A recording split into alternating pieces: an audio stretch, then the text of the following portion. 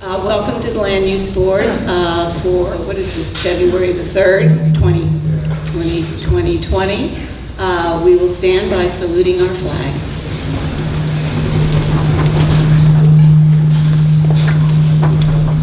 I pledge allegiance to the flag of the United States of America and to the republic for which it stands, one nation, under God, indivisible, with liberty and justice for all.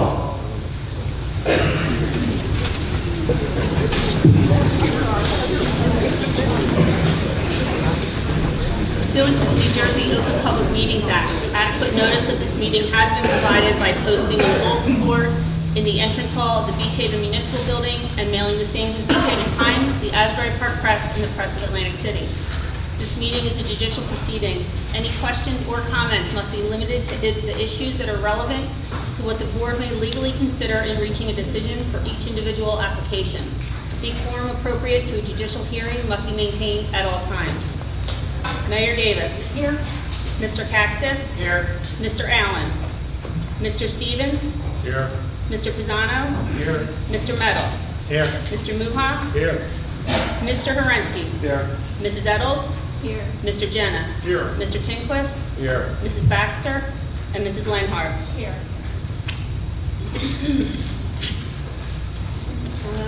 So everybody got a chance to take a look at the bills I sent to you? Yes. Yes. Is there a motion to approve? Motion.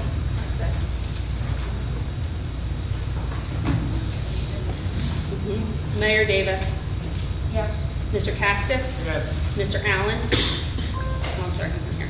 Mr. Meadow. Yes. Mr. Muha. Yes. Mr. Pisano. Yes. Mr. Horensky. Yes. Mr. Stevens. Yes. Mrs. Eddles. Yes. Mr. Jenna. Yes. Mr. Tinquist. Yes. And Mrs. Lenhart. Yes. Thank you. And I did send the minutes from the January 6th meeting for everyone to review. Do I have a motion to approve? Motion. Second. Mayor Davis. Yes. Mr. Caxis. Yes. Mr. Meadow. Yes. Mr. Muha. Yes. Mr. Pisano. Yes. Mr. Horensky. Yes. Mr. Stevens. Yes. Mrs. Eddles. Yes. Mr. Jenna. Yes. Mr. Tinquist. Yes. And Mrs. Lenhart. Yes. I do have, Frank, did you see this escrow return? Which one? The one that I just received today? No, it was sent out last week, or 2 weeks ago. Which one was it? For 1609 South Bay Avenue, it was Bradley's. It was a subdivision from 2006. So it was 1609 South Bay Avenue and 224 Iroquois subdivision. Right.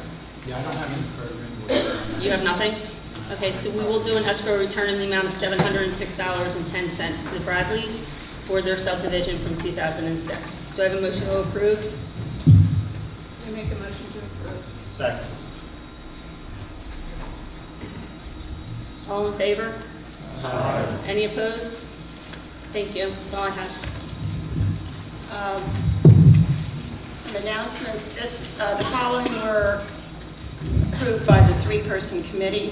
Tucker's Restaurant is hanging a sign on Mr. T's just during the winter, so people know when they come into town that the restaurant is in fact open, since they're staying open all winter. The Beach Haven Barber Shop is moving to 213 North Bay, which was the Seabreeze Realty, and he is getting permits for refitting the office, and also he'll be hanging a barber pole next door. And the Creperia del Mar is moving to the corner of 2nd and Bay, from 2nd and Bay to 805 North Bay. That's the site of Carol's Organic Eatery. That's it. All right, we'll begin with our first application this evening, 2019-21, which is 525 and 601 2nd Street Block.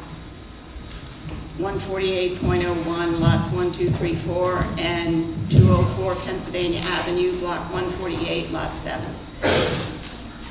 Before we start, we have one board member who just found he might have a conflict. He and I spoke a couple times today, and he's going to step down of his own accord. And Mr. Horensky? I became aware of a potential conflict that's personally based and in the best interest of the town and the proceedings. I feel it's in the board's best interest for me to remove myself, which I will do at this time. Fine.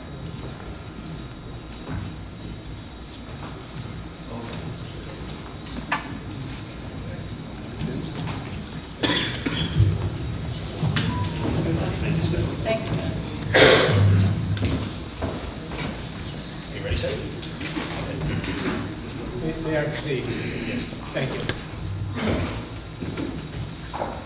Madam Chairperson, Mayor, members of the board, my name is Arnold Lakin, and James Raven and I are counsel to 525 2nd Street, LLC. I'd like to spend a few minutes giving a brief introduction to this application, which for reasons I'll mention in a moment will be a little bit more extensive than I normally would do. Mr. Lakin, before you start, I wrote a letter on a jurisdictional issue as to whether or not D variances are required. I wrote it to you, Mr. Shin. Are you going to issue a ruling on that, or at least discuss that before the board entertains the jurisdiction of this application? Certainly. You sent it to me Thursday. I get that Thursday morning. I looked at that. I looked at the ordinance, and I think you're incorrect with your interpretation. And my recommendation to the board is that we move forward with it. And you're welcome to submit your letter as an exhibit when we open it to the public. Well, As, I'd like it to be not only submitted to be part of the record, but I'd also like to hear a little bit of an analysis as to why you believe that this application should proceed, since the ordinance clearly requires all of the uses to be contained in one building, and quite clearly the marina aspect of this use is going to be having repairs taking place in a separate detached building. It's a requirement of the ordinance, and that this plan of development has the use taking place in more than one building. It's not permitted under the ordinance. I differ with your interpretation of the ordinance. I'm sorry? I differ with your interpretation of the ordinance for two reasons. First of all, for the last 2 years, the mayor and council and the land use board have looked at these plans, and there have been separate buildings for the last 2 years that were indicated on the plans and drawings and all the discussions. We have the redevelopment attorney here, and we have Mr. Little, who's involved in a lot of these discussions. And then secondly, your interpretation of the ordinance to me is ambiguous, because it doesn't necessarily mean all uses have to be in one building. That doesn't make any sense. The What's that? restaurant, the marina operations are all going to be in one building. It's never been that way, and it's not intended to be that way. That's what all the plans and drawings and discussions for the last 2 years have indicated. Okay, so just to make sure my objection is stated for the record, I believe this application requires D variance. In addition, there's another issue I need to have addressed, and that relates to something that I brought up at the last hearing with respect to whether or not there were going to be banquets and parties and weddings and rehearsal dinners taking place within this complex. And let me also state for the record that my name is Keith Davis. I'm an attorney. I represent Ken Goldman, Judy Goodlife, Bill Moreno, Sharon Marie Davis, Dennis J. and Christine Dennis, Angelo and Cynthia Bonomo, and Rumor Whale LLC. And I asked the question because I raised it in the context of the notice being defective, that the notice that was submitted by the applicant did not indicate that there were going to be parties taking place. Yet, when Mr. Vernon spoke in this very facility, he indicated there were going to be such events taking place within the facility. Mr. Lakin wrote a letter indicating there were not going to be any such parties taking place, but the new notice that was provided now includes parties, rehearsal dinners, doesn't say weddings, but it has et cetera at the end.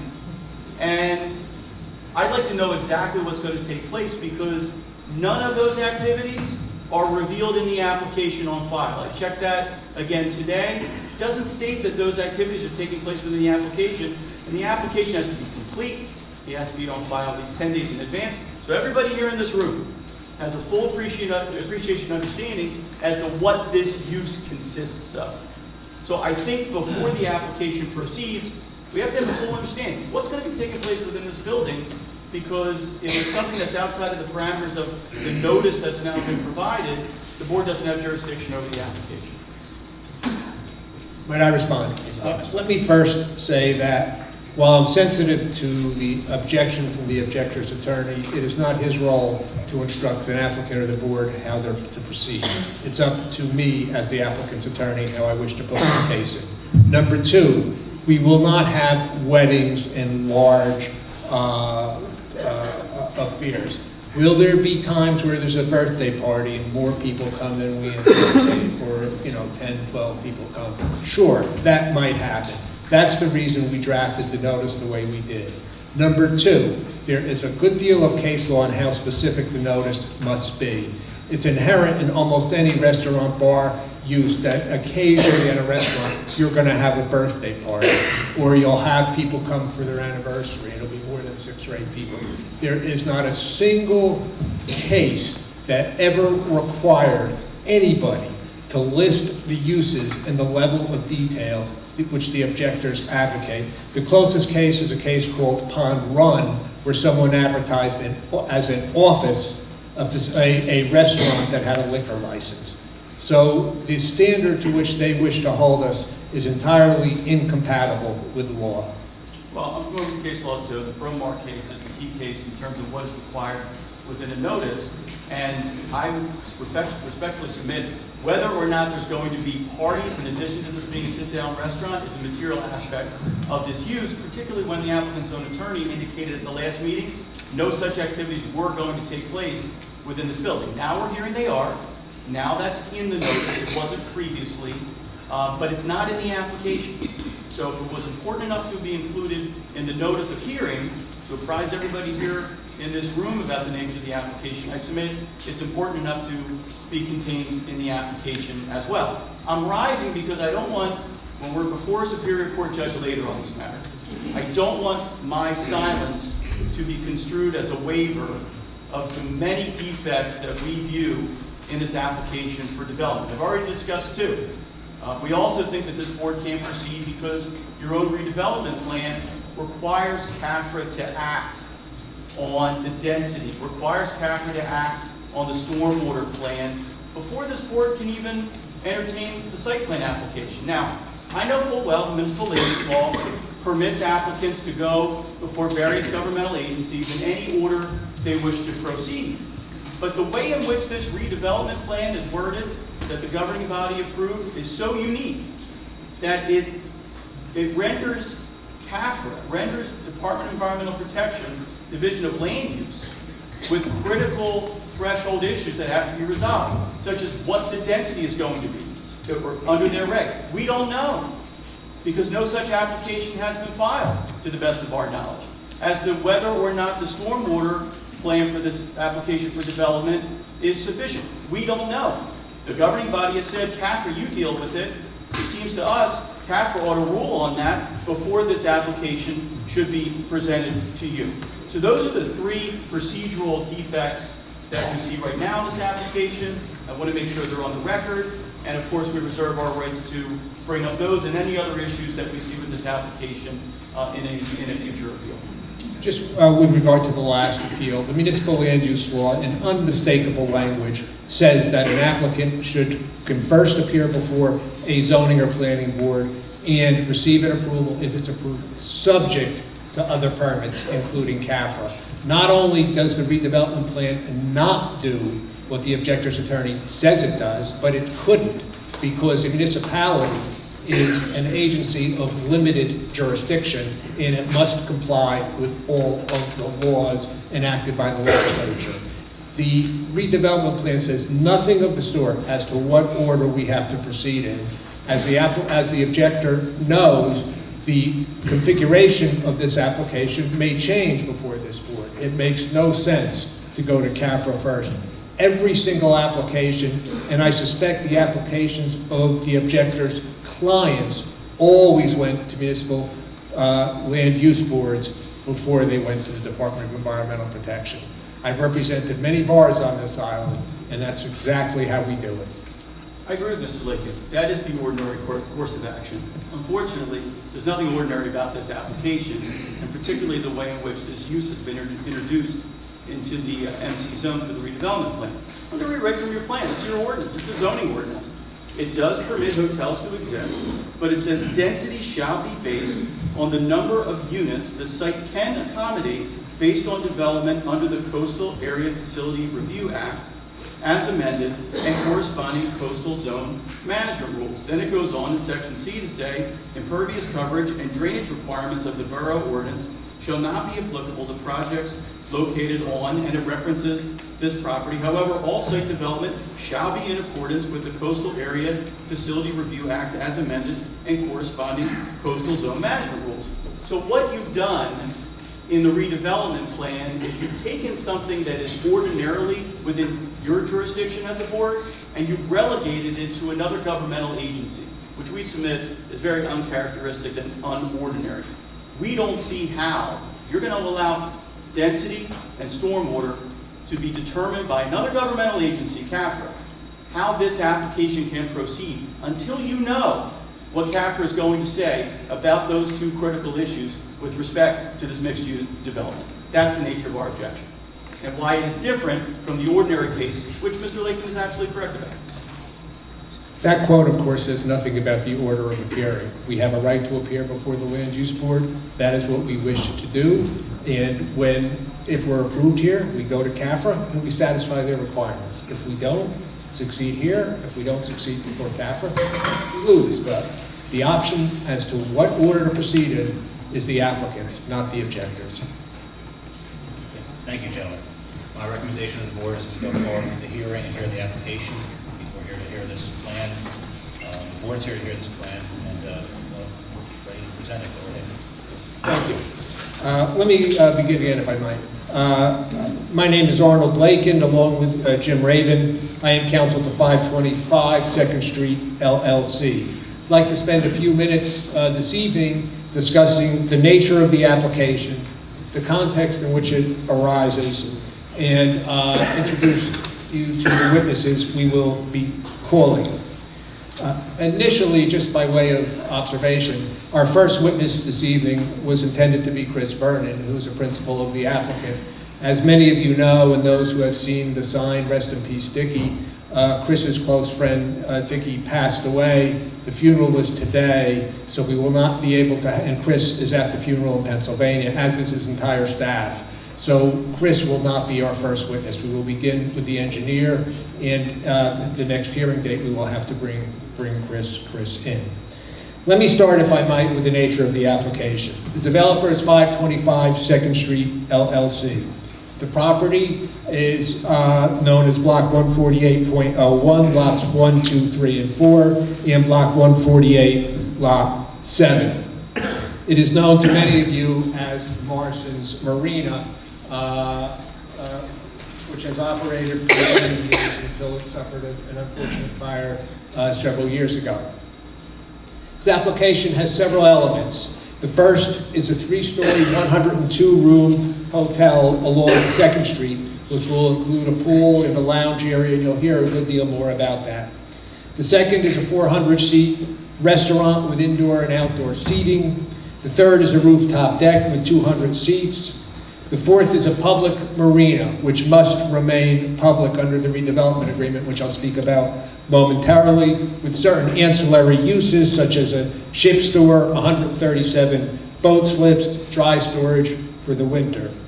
We also have a liquor license, parking for 246 spaces, which is more parking than the total of every other competing facility in the area, including those of the objectors. And finally, we have 2 public access easements, as would be required by CAFRA. Now, the property is in the marine commercial zone. It also is part of the Maritime District redevelopment area.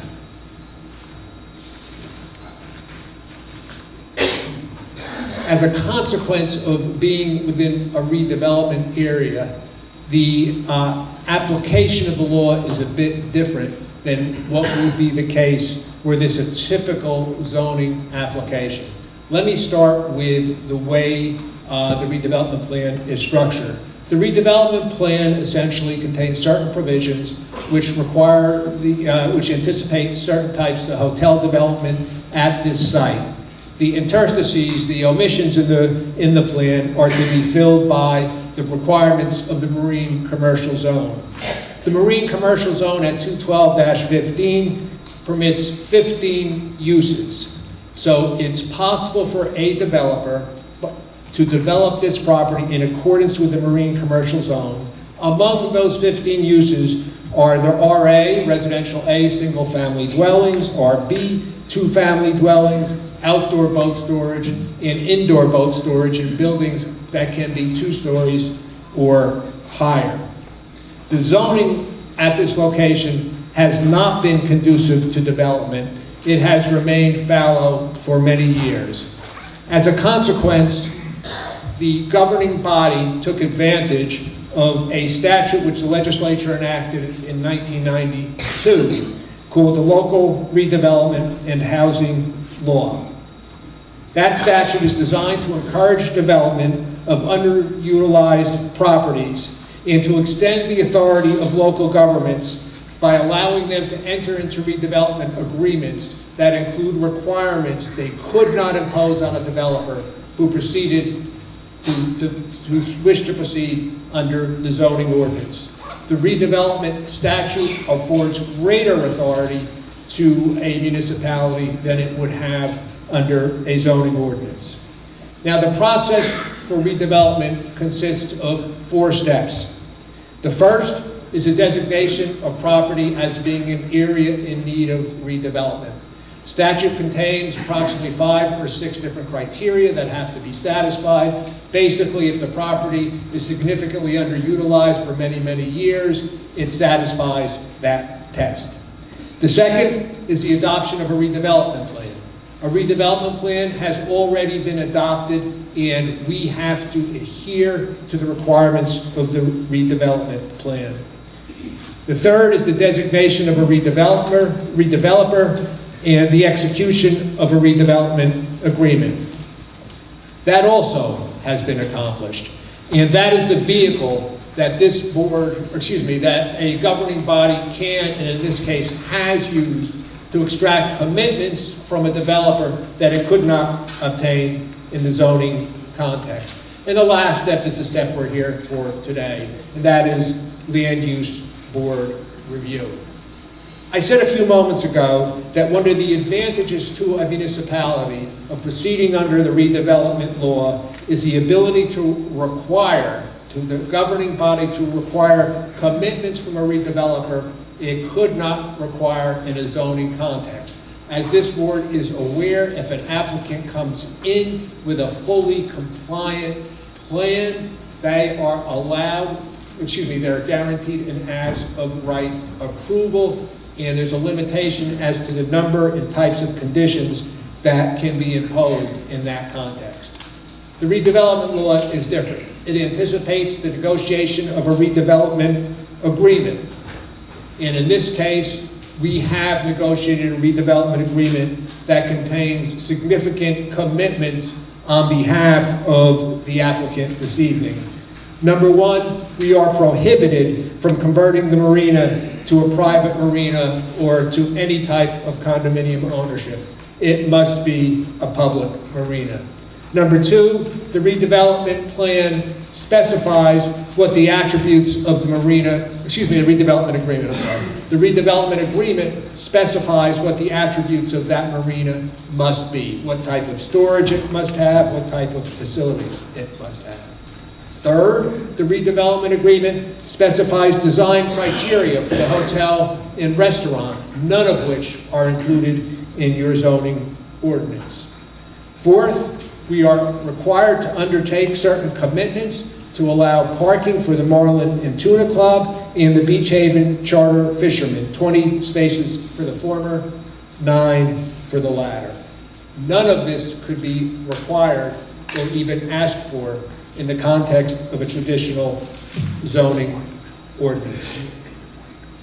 Finally, attached to the redevelopment agreement is Exhibit B, which is a description of what this project entails.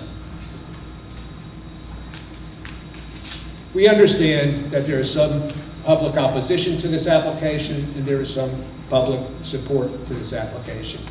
Oddly, some of the opposition stems from opposition to achieving the very goal of the redevelopment law, to turn a fallow site into a site that has economic value to a municipality. And there are advantages and disadvantages to every project, but we believe you will conclude that the advantages far outweigh what the disadvantages could be. The test this evening, thus, is not whether or not this developer should be the developer. It's not whether or not the redevelopment plan is appropriate. It is whether or not we satisfy the criteria of the redevelopment plan and where relevant to zoning ordinance. If we receive an approval, we understand that we have to go to the Department of Environmental Protection and seek approvals under the Coastal Area Facility Review Act and any other statute that impacts this property.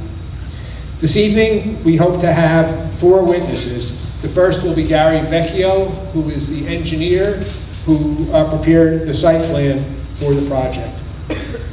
The second is Craig Brearley, who is a local architect, who was the architect for the hotel, the restaurant, and for the structures at the site.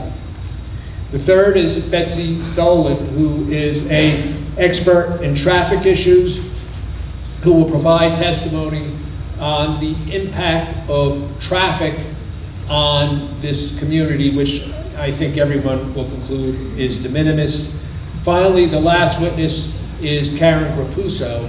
Ms. Rapuso's sole purpose is to talk briefly about what other permits are required and what CAFRA will require if this application is approved.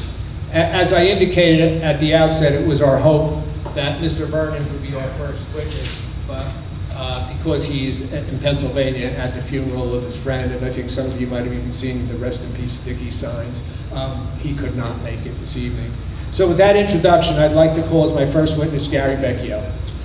Mr. Larkin, real quickly, Mr. Little, Jim, you guys raise your right hand. You swear the testimony you're about to give should be the truth, so help you God? Okay. Frank, you first, your name and address for the record. Frank Little, office is at 443 Boulevard, Senior Associates, office in the city, 1 Market Street, Yeah, they're board professionals. Frank's our engineer, Jim is our traffic engineer. Thank you. Before I begin, I believe you marked some exhibits at the last meeting, the application, and were anything marked as board exhibits? No. We would ask that the application be marked as board exhibits. Mr. Little's letter, I'm sorry, the application is the applicant's exhibit. Mr. Little's letter and the CME letter as board exhibits. Go through that one more time. The application's going to be a board exhibit or your That'll be all document. It wants the application. And Mr. Little's letter will be B1. And Jim, your letter's going to be B2.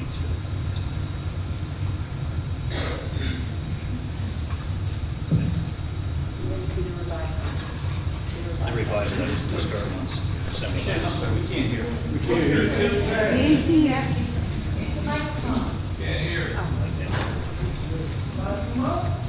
They're not dated, unfortunately. Hang on a second. B2 is going to be Mr. Little's December letter. That's the December 20 letter, I think. Correct. B1. That's December 20th, 2019. The applicant's application will be A1.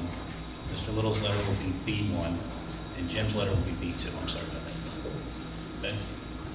Did you want to put any of your experts, you want to have you swear in your expert and then mark your other exhibits? The only other exhibit I would like to mark before I swear him in is the redevelopment agreement. I think that should be part of the record as well. Do you want that as B3, or would you rather have that? A, perhaps A2, if that's okay. Do whatever you want.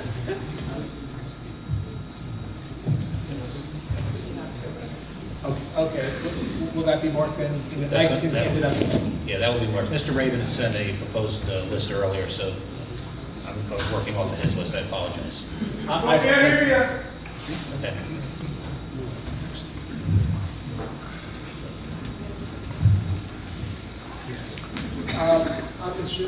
I'm sorry, but could the redevelopment agreement be A14 because we pre-marked other exhibits? And that will, so, That'd be fine.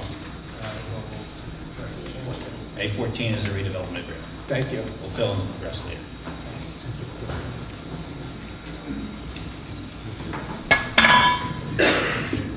Sir, do you swear the testimony you're giving is the truth? I do. And your name and address and your credentials, please. It's Gary V. Vecchio, 16 Olympia Drive, Marlton, New Jersey. I'm a civil engineer. I graduated 1987 from the University of Buffalo, Bachelor of Science. I'm a professional engineer in the states of New Jersey, Pennsylvania, New York, and Delaware.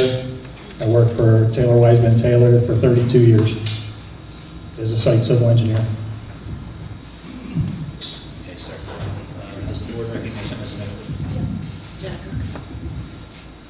The board recognizes him as an expert? I'm asking. Yes? Go ahead. Mr. Vecchio, as a civil engineer, can you tell what area you've essentially focused your practice in? Yes, I prepare site plans, site civil, grading, drainage, utilities, permitting. And over the years, approximately how many site plans have you prepared? Several hundred. And have you had the opportunity to appear before development review boards, either land use or planning boards, in connection with site plans that you prepared? Yes, in New Jersey, hundreds. And have you had the opportunity to prepare site plans for boards sitting in Ocean County? Yes, I have. Now, were you retained to prepare the site plan for the application that's before the board this evening? Yes, I have. And let me start out by saying, did you make an examination to determine what the existing conditions were at this site? Yes, we did an existing condition survey. I'm just wondering, I have a hard copy where I should put that. Rather than use a hard copy. This is an aerial exhibit. This has existing conditions I can talk about. Will you tell the board what Exhibit A2 is, please? It's an aerial exhibit of the existing parcel. And can you tell me how A2 came about to be prepared? A2 is prepared, it shows 2nd Street along the south. North is up Pennsylvania, the avenues to the east. This is 3rd Street to the east. The existing maintenance facility is this building right here. This is the existing ship store at the intersection. The restaurant that was destroyed was along the western portion here. It's not there now. And there is a Marlin Tuna Club that's on the northern portion. And the existing marina right now has 137 boat slips in the center parcel. The project has 2 lots, a larger lot, which is to the west of Pennsylvania Avenue and north of 2nd Street. And that parcel is 8 acres.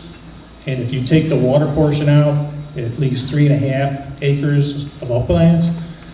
There's a second parcel, it's 0.08 acres, and it's south of 3rd Street, north of 2nd Street, east of Pennsylvania Avenue. It is this vacant parcel, no structures.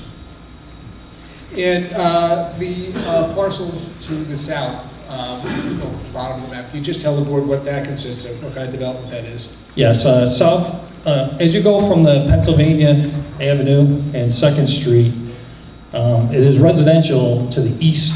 These are single-family homes. You can't really see them here.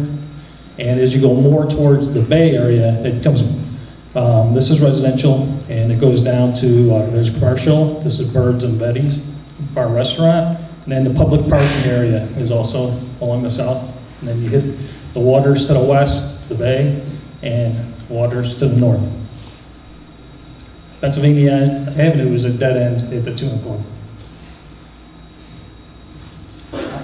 Did you do a determination of what the lot coverage is, the impervious coverage is of the property at issue tonight?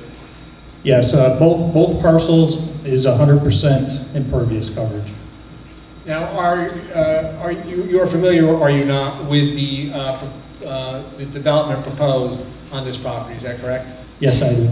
And will you tell the board, first in general terms, what's envisioned? The proposal, I'd like to go to another exhibit. Yeah, sure.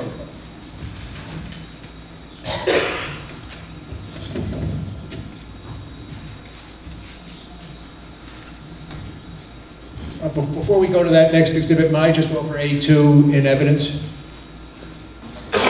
Thank you.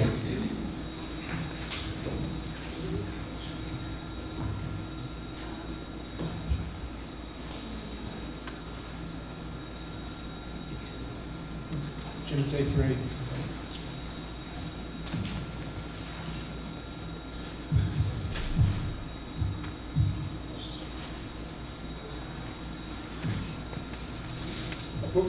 Before we talk about the uses, can you identify A3 for the board, please? Yes, this is the proposed Marina Hotel Restaurant site plan. It's a colored version of the site plan that was submitted in the township. And is it part of the application, a black and white version, part of the application before this board? Yes, it is. And is this A3 an exhibit that was prepared by you or under your supervision? Yes, it is. Right. In general terms, before we talk about the specifics, will you tell the board what the proposed development for the site entails? Yes, it's a proposed hotel, 102 rooms, ground floor parking, and then 3 stories. If you go to the west, this is where the restaurant was destroyed. This will also be a restaurant. And the Ship Store, which is at the corner of Pennsylvania Avenue and 2nd Street, will be relocated to be in this restaurant area. The existing Ship Store will be the check-in, front desk, clubhouse area. It'll be renovated. Between the 2 buildings, there's a landscape area, park benches, sitting area, and the red is pavers. And then we have a pool as you go north and lounge area. And in part of the marina maintenance building, there'll be also a snack bar on the western side of that. Way up to the north, we have a pavilion, a bar, snack bar up there. It's an 18 by 36 open structure. We'll return shortly to the specifics, but can you just tell the board where the parking areas are on the site? Yes, if you can look at this exhibit, they're labeled with letters. A is ground parking. There's 39 on the first level. B was the second parcel, the offsite. That's 43 parking spaces. C, we call this the wharf area on the north. That has 29 spaces. And D is we call this flexible parking. This is where the boat storage is. It's 135 parking spots can be there as well. Now, one of the requirements, one of the elements of the site plan are access easements. Can you show the board where they are, please? Yes, we have public access easement along the bay area. It's the western side here. It's a 10-foot by 144-foot long easement. The second one is up by the Barlin Tuna Club. It's 6 feet. It goes along the wharf area. It's the blue. Now, let's return, if we might, to the parking. Did you undertake to do a calculation of the number of spaces required by the Beach Haven ordinance for a project of this nature? Yes, I have. And can you tell the board first how you went about computing the necessary parking? Yes. The total number of parking spots by ordinance was 186. We obtained that by the different uses. Hotel, 102 rooms, 1 room per space was 102. We have the restaurant at 29 spaces, 1 space per 600 square feet. And we have 17,540 square feet. The clubhouse, we needed 9 spaces. That's 1 space per 600 square feet. We have 5,390 square feet. Boat slips, it's 45 spaces. That's 1 space per 3 slips. And there's 137 of them. And the marine bar, pavilion bar, 1 space per 600 square feet, and that is 400 square feet. So the total, when you add them up, is 186. Now, with regard to fulfilling the 186 space requirement, can you tell the board where the parking on site is located and how much it totals? Yes, I just went over that before. A is 39, is the ground parking. B, this is 43. C 29. And D is 135. When you add that all up, it's 246 spaces, so there's excess. Now, besides the excess, is there additional parking available in the area? Yes, we've also made some spaces along 2nd Street, parallel parking. We were able to make 15 parallel parking spaces, and we've also made more spaces. We have 21 along the eastern side of Pennsylvania Avenue, and we also have 29 on the western side of Pennsylvania Avenue. But those spaces are not counted in the 246 that you computed, is that correct? That is correct. Now, the applicant has undertaken to commit to provide a certain amount of parking spaces to the Tuna Club. Are you aware of that? Yes, I am. And can you show the board where that would be? Yes, that's the western portion of Pennsylvania Avenue. And the charter organization, we committed to provide 9 spaces. Can you tell me where that would be? The 9 spaces is on the same 29 spaces. There's 20 for the Marlin Tuna Club, and there's 9 for the charter fishing boat. Now, part of that property is, part of that parking area is on Mr. Vernon's property or on the applicant's property, and part is in public right-of-way, is that correct? That is correct. Now, we also have an obligation to provide handicap parking, is that correct? That is correct. And can you show the board where the handicap spaces are located? Yes, we have 11 handicap spaces. We try to put them in different parts of the site for the amenities. If you go up to the northern portion by the pavilion bar, there's 2 handicap spaces in the wharf area. If you go down to the pool area, there's 5 handicap spaces there. This is also going to be used for check-in. And there's 2 more in the off-site parking area B. And underneath the ground level, there's 2 handicapped spaces near the restaurant. And how is Peggy determined that 11 spaces would be required? That was by ordinance.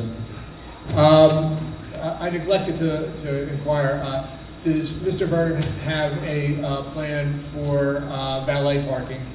Yes, he does. And can you explain to the board how that would operate? Yes, basically it's the major one is D. He has 135 spaces. This is if you normally park with 9x18 spaces and 24-foot aisles. If you do valet parking, you can get more parking spots in here if it's done by valet. And do you have an approximate number of how many more parking spots you may be able to get in there? Yes, we got, let me see, we went from 135 to 231 in that parcel. And we're also looking at the area B where we had 43 spaces. We believe we get nearly 99 in that one as well. Now, what does the ordinance require as far as the dimensions of each parking space? 9x18. And what are the dimensions of the parking spaces at this site? 9x18. And what is required for a handicap space dimensions? Well, we have 2 different kinds of handicap spaces. We have the ones for cars, which are 13 feet, and we have the ones that are for vans, and vans are 16 feet. We have both types on this project. Now, did you determine, let's strike that, the term drive aisles, does that have a meaning to engineers such as yourself? Yes, that's our ingress, egress. We have drive aisles for the parking lot. Off Pennsylvania, off 3rd Street is 24 foot. Then we have the 9x18 parking spaces. And we also have another 24-foot drive aisle and exit here on 2nd Street. That entrance would be on the southeast portion of the property, is that right? That is correct. And we have the other entrance here. This is a wider one. 3rd Street's 34 feet, so we matched that up 34 feet. We also have, this is where the boats are, so we went that wider, so it's more than typical 24 feet. Now, how is it that, strike that, is there a requirement as to the width of drive aisles? How do you go about determining what's required? That's ordinance. Okay. And does the drive aisle width here satisfy the ordinance requirements? Yes. Now, did you seek to assess whether or not the turning radiuses are appropriate for this site? Yes. And can you tell the board first what you did and then what you concluded? Yes, we ran emergency vehicles through the site. We prepared a circulation plan, which is part of the set. We were able to get emergency vehicles to the wharf area, turn around, come back out. We had emergency vehicles go through this area between the hotel and the restaurant, and they can turn around and come out as well. Now, one of the comments in Mr. Little's letter was that several spaces in parking lot A could not be accessed. He was concerned. Do you recall that? Yes. And can you show the board first where that is and how that was dealt with? Yeah, yes, we originally had 3 parking spaces in the northwestern corner here, which we eliminated them, so now we have 39 parking spaces. The cars, this is one way, this is an entrance in and it's an entrance out. We have proper signage, and we're going to have painted arrows within the underground parking. Now, just for record purposes, if you would just specify where on A3 the entrance to the parking area A is, It's the eastern entrance, and where is the exit? the western. And where are the other entrances to the structures on the site? Can you just show where they are, please? No, there is no, there's just 2. You mean ingress? Yeah, I just did these. Okay.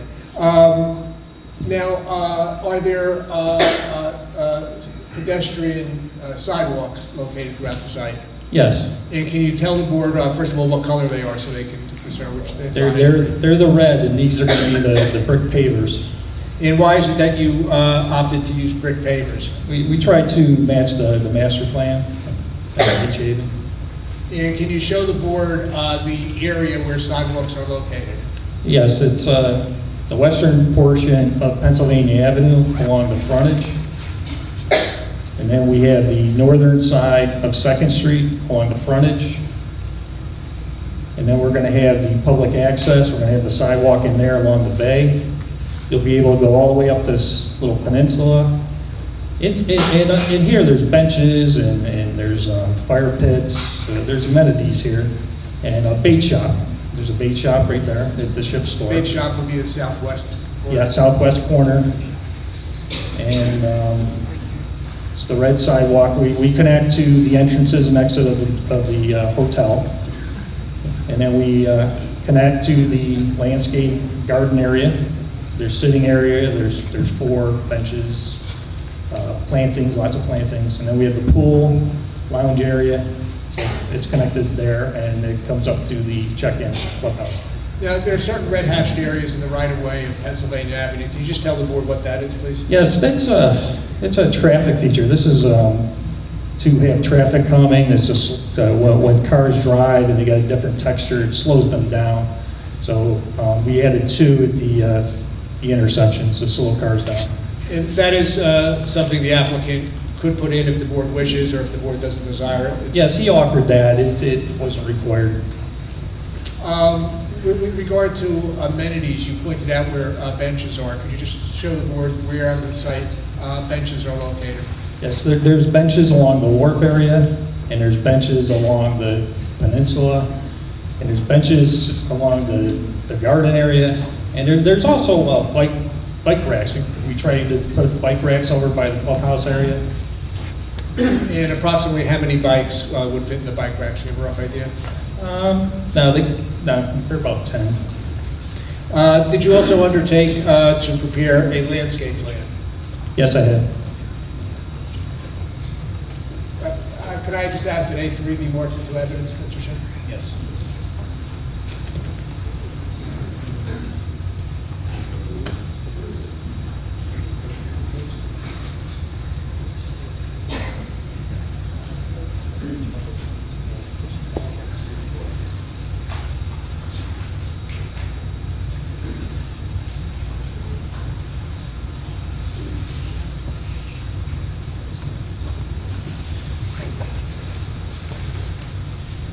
We'll get there.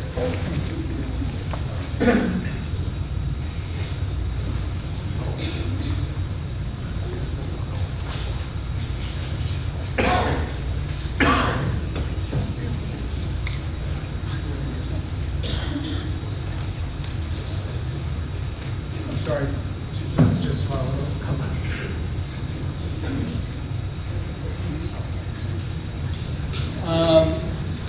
Mr. Vecchio, Exhibit A5, can you tell the board what that is, please?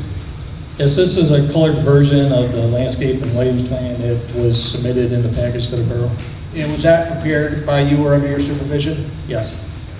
And just in very general terms, tell the board how you went about preparing this.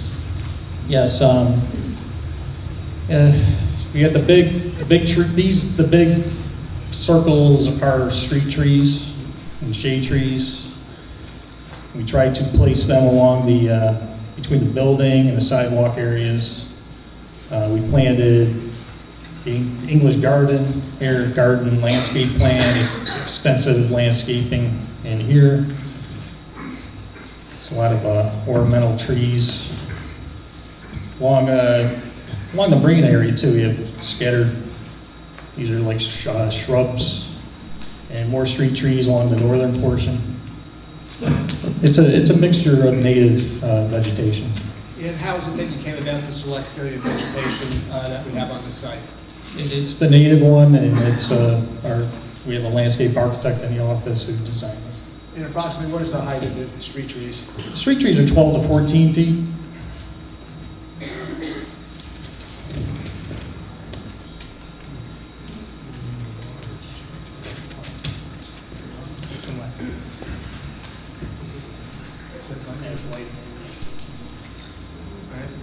This plan, you can't see it because of the consistency of the concrete block, but does this plan also show the lighting for the site?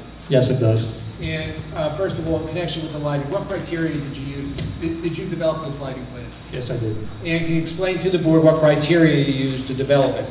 Yes, Beach Haven has an ordinance, chapter 167. And how did you go about implementing the requirements of that ordinance in your lighting plan?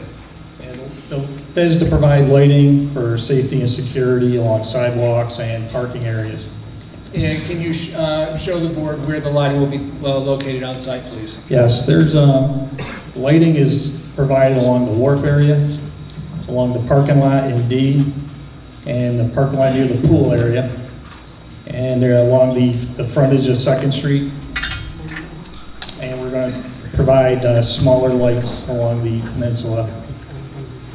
And with regard to the height of the light stanchions, can you tell the board how high they'll be? Yeah, so what we did was we have the 25-foot LEDs in the big parking lots where the cars are, and we have the smaller 10-foot LEDs where it's just for pedestrians.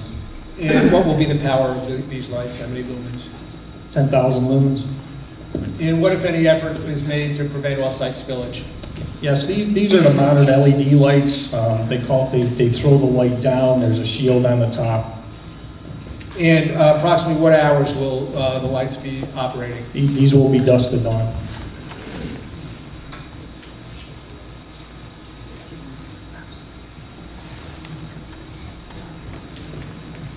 Sorry, could I ask if that is A5 and more evidence as well? Yes. Thank you. Yeah, This is page...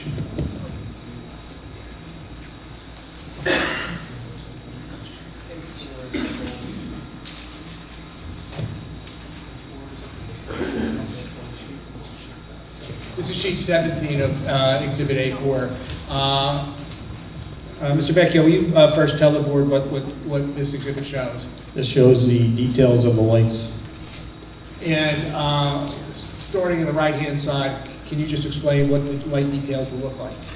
Yes, this is the top shield, and it throws the light down. This one, I believe, is a 10 feet shorter one. This one is the 25-foot larger one. This one will be in parking lots. This one will be for sidewalks. And how is it that you came to choose this design for the property?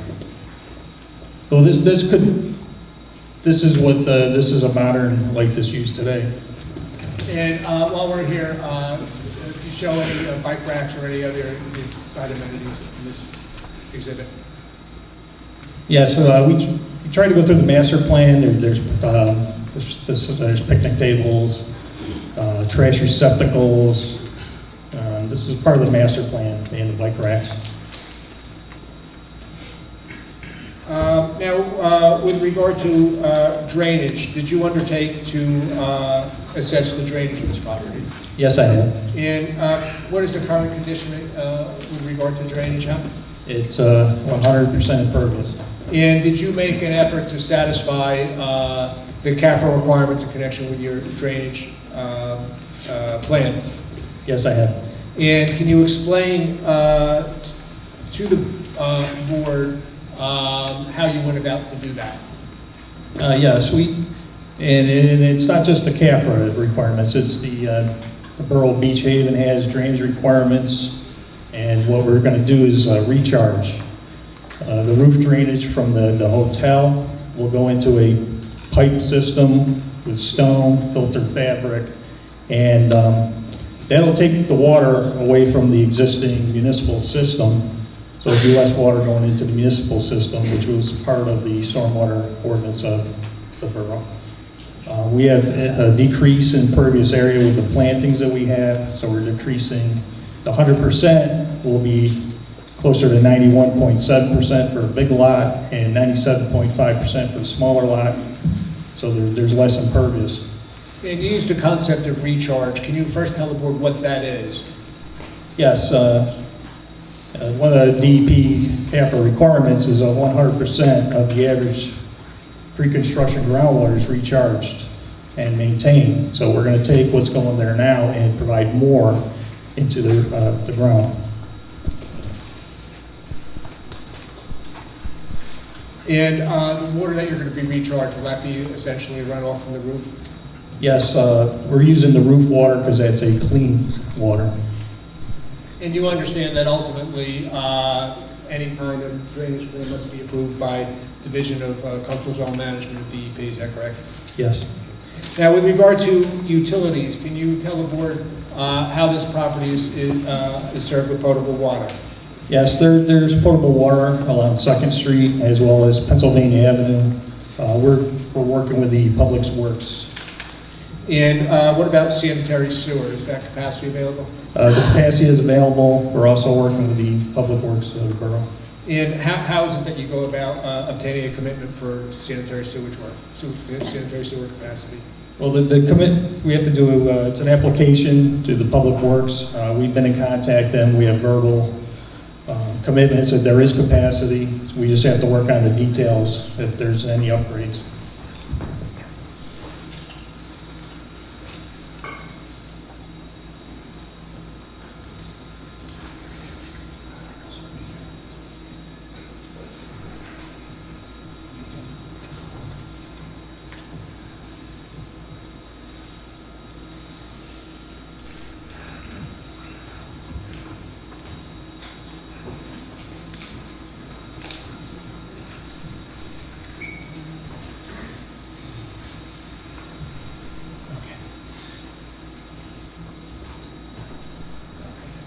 Mr. Vecchio, I neglected to ask you when we were in A3, what provisions are made for the disposal of solid waste and recycling. Can you explain to the board where that's going to be handled on site? Yes, there's 2 areas for trash collection. We have one along the rear where the pool is. The trucks will come in off Pennsylvania Avenue entrance, and it's the recycled areas. It's a 10 by 20 trash receptacle.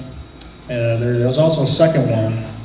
There's a breezeway between the buildings here, and it's 24 foot wide and 80 foot long, and the trucks, which we've done a truck turning template, can go in there, and recycling right there is the trash receptacle, 10 by 20, shall be picked up.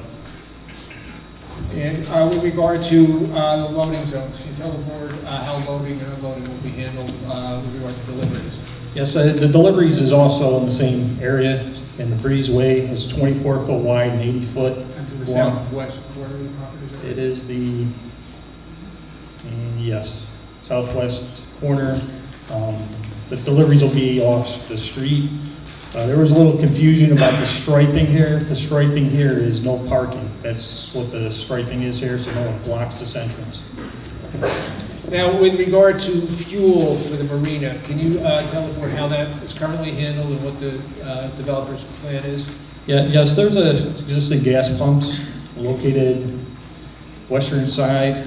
They're to remain. The problem is the tanks itself are where the building is. So these will have to be relocated, and the client has said that he's going to place them over by the travel lift, the underground tanks, and then the lines will be brought out to the gas pump, and the gas pumps will remain where they are today. Now, one of the questions, I believe, in one of the review letters was, would fuel be available during construction? And the developer has committed to that, is that correct? That is correct.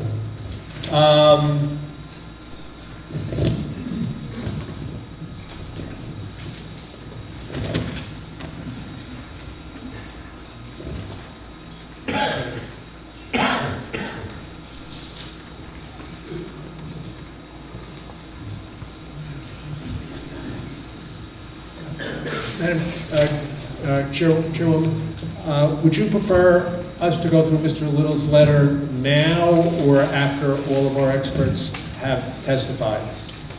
Or if you have no preference? She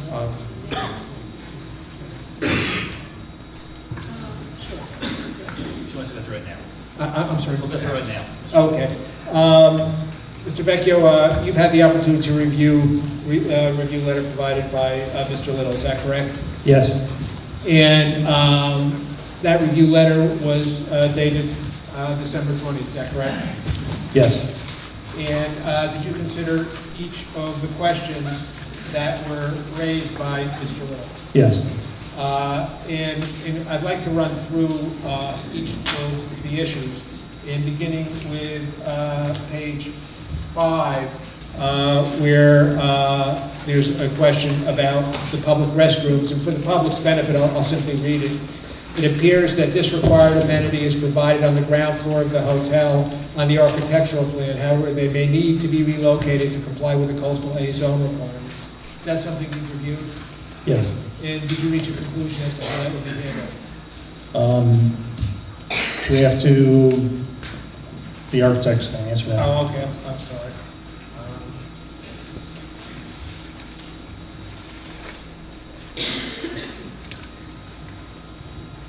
Actually, if I might, I'd like to do the comments with the architect before the comments refer to the architect, and I'll pull the area back if there's anything to supplement. I apologize. But I think we addressed each of the questions. Among Mr. Little's questions that were unique to the engineer was what's the surfacing of the curbs to the sidewalks, what is the landscaping, how's the lighting to be handled, et cetera. One other thing I'd like to ask you, will there be an area for boat storage when boats are removed from the marina? Yes, the client has mentioned that the area D is where he'll have some boat storage. Now, one of the questions Mr. Little mentioned that was unique to you was could curb bumpers be put into the parking area? And is that something you've reviewed and tried to resolve? Yes, we're going to want to do the ag grade markers. It'd be easier for the valets. Could you just tell the board what the ag grade markers are? And they're like plastic. You insert them into the seashells, and you can mark the parking lots. They're simple circle discs. Now, one other area that came up is the concept of a major development under CAFRA. Can you tell the board what that means? Yes, that means if you have over an acre of disturbance, it is a major development. We agree with Mr. Little, it is over an acre. And as a consequence of being over an acre, what are the implications with regard to CAFRA for that? It's a more stringent stormwater management review.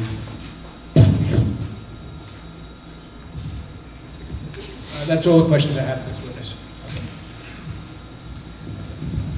Look around Mr. Greeley if you'd like. Mr. Vecchio is going to be here tonight. He's going to stay here tonight, Mr. Greeley. The engineer's going to stay here tonight, and if this carries into next month, he'll be here as well next month. Yes, he will. He will. All the board professionals will be here next month as well. Correct?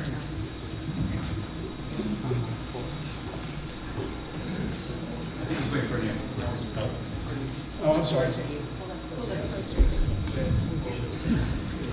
Yes, all our professionals will be here next month, whenever the meeting is scheduled. That's fine. The board's wondering if they should ask him questions now, and I guess the recommendation would be, do you want to do that now or do you want to? Okay, the board may ask your Board expert. has any questions?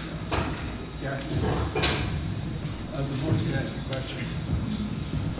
All right, I'd like to open this questioning to the board. If you have any questions for this witness? Okay, I can't see who that is. It's Ken.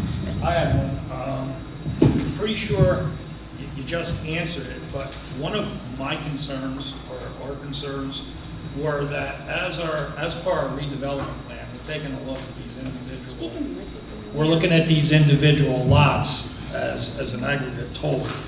And your original calculation, I assume your firm did the calculation for the site plan? Yes.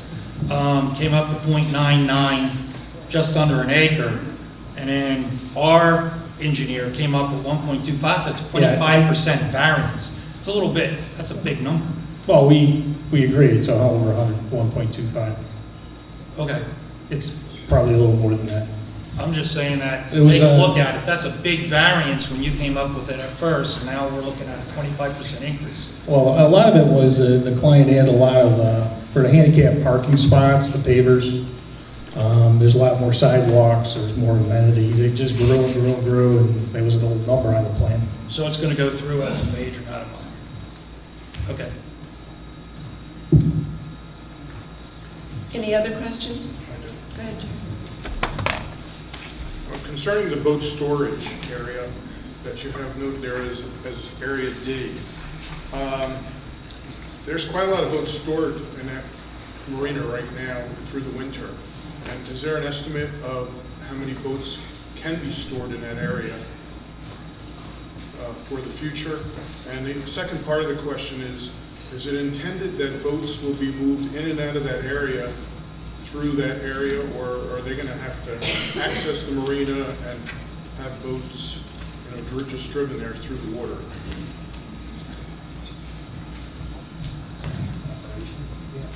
I think that's a question that Mr. Vernon perhaps could answer better, because he operates another marina in the area, and when he's at the next meeting, I'd ask him to respond to that question. If we address it later, that'd be fine. So I have a couple of other questions also. So this one is kind of, very basic to site development. This has been an operational marina for many, many years, and has a phase 1 environmental study or a phase 2 environmental study been completed, and is it part of the information that's available to the public? Mr. Vernon has done a phase 1 sample, I'm pretty sure, to make sure that the tanks weren't leaking. But I don't think it was required as part of the application, but we can bring it for the next hearing if you wish. I would.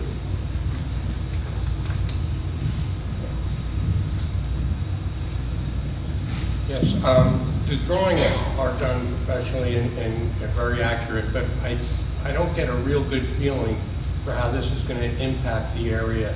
Is there a chance of getting a scale model?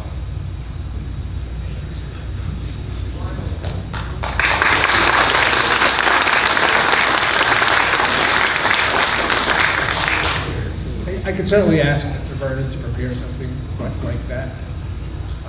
And again, it wasn't part of your checklist or part of the application, but if the board wishes that to be done, I'll ask him to do that.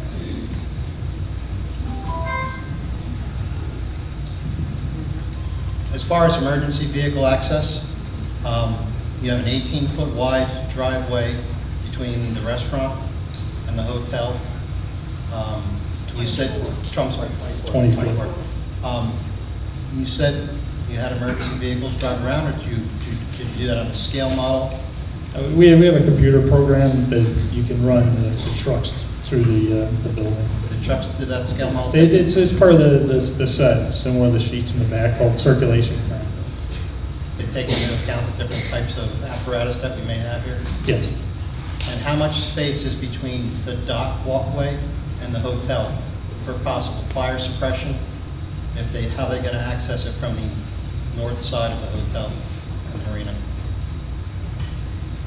I don't think you can get a fire truck up there is what I'm asking. Or a first aid rig. Yes, Mr. Byrne he had conversation with the fire marshal, maybe a draft hydrant he's talking about putting back there. At the very least, I would hope. And as well as the parking, you talk about the valet parking when you're going to stack cars and stack parking. What kind of travel lane are you going to have there for emergency? Somebody has a stroke or something out at the pavilion out there. Are we going to be able to get an ambulance all the way out there because it's a good night? Yeah, he has to leave a 24-foot wide aisle. He's got. He has to, yeah. Just concerned that it's going to block. As far as the marina building itself, where you have the, where the garage, where currently they work on the shop, you have a pool there. The doors open up to the pool. You said you're going to have a snack bar area. Are you going to have any access to that building? Yeah, they're going to move the doors to the opposite side. Where the handicap parking Yes. is? I have a question. Why are the handicap parking spaces so far away? I mean, if I'm checking into a hotel and I'm handicapped, I got to walk a pretty far distance to get into the hotel. I mean, there are two underneath, aren't there? Yes. Just two? Yes. But you have what, 5 clustered together over by the swimming pool? Yes. I just think they could be better located around the whole project rather than all at once. And another question I have, is there a buffer zone on lot 7 between the residential area? Yes, the ordinance says 5 feet. And you're putting one in? Yes. One more question. Is there a bathroom for the pavilion bar? Do you know? No. So people are going to be sitting there all day drinking and there's nowhere to go to the bathroom? They have to walk all the way back down to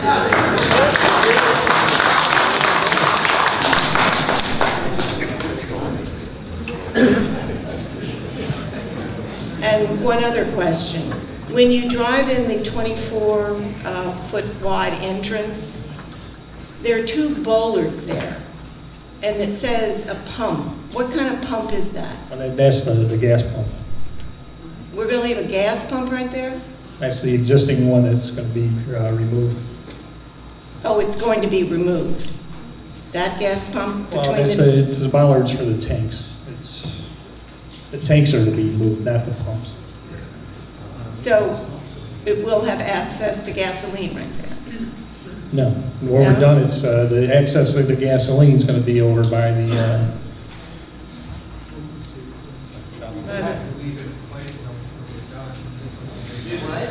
I can't hear you. We were asked previously if there would be access to the gas during the building phase. So while we eventually will move that during the construction phase, we may need to leave that there until the hotel is completed. But once it's completed, it will be removed? Yes. It'll be relocated to where the travel lift is. The tanks will be in this area. Is there any thought for your dusk to dawn lighting to possibly dim down so as to not? Yeah, we've done that with security lighting after a certain hour. Especially on the north, because a lot of people live over in that area, and even to the east. That's fair, yes. What about balcony lights? Are there lights? For the hotel, Yeah. that's the architect. Okay. All right, okay. Streetscape, the bump outs, I know they look aesthetically pleasing, but that's several parking spaces that are getting eaten up. Any thought to not having them? That's where the entrance and exit is. That's more of a safety, and it's an egress. I have another question. The light that you chose, the street light, It could be a role, I guess. but could it be what the master plan selected, which Yeah, is that's in what the rest of the town? that's the intent. Yes. Okay. On section 167-10H4, the curbing. Can't hear you, Ken. Sorry. Per ordinance section 167-10H4, it's about the curbing. It mentions that you were going to ask for a waiver Yes. because of the boats. I had one question though. I accepted that, except as I see the drawing, you're going to put spots over there, correct? Parking spots? Well, It's going to be on the western side of Pennsylvania. yes, So how are you going to not have curbs? Mr. Vernon's, he's proposed those movable planters. That's what these squares are. You can plant, there'll be planters in there in lieu of the curb was our waiver. And the idea is that that's where you're going to use your winter storage for the boats? Yeah. Then we can move the planters out of the way.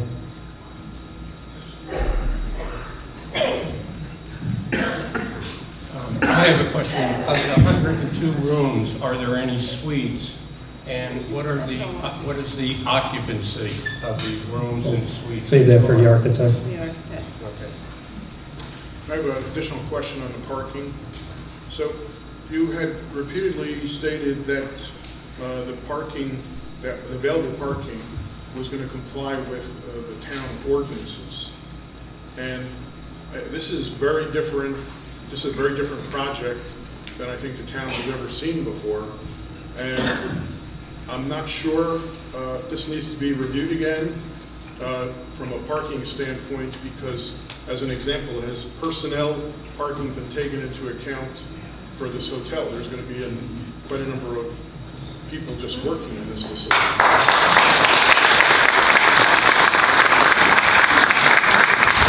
I can respond to that. The way the ordinance is drafted, the parking is a function of generally square footage, so it does not require any separate parking for employment. I think it's inherent in the square footage determination. Be that as it may, I'm familiar with Bird and Betty's, Parker's Garage, and all the others that have between them, I think, 11 or 12 spaces, except for the Black Whale has a bit more. But those aren't hotels. No, I recognize that, but we're going to have an excess of parking under your ordinance, not counting what we can use for the valet and counting what's off-site.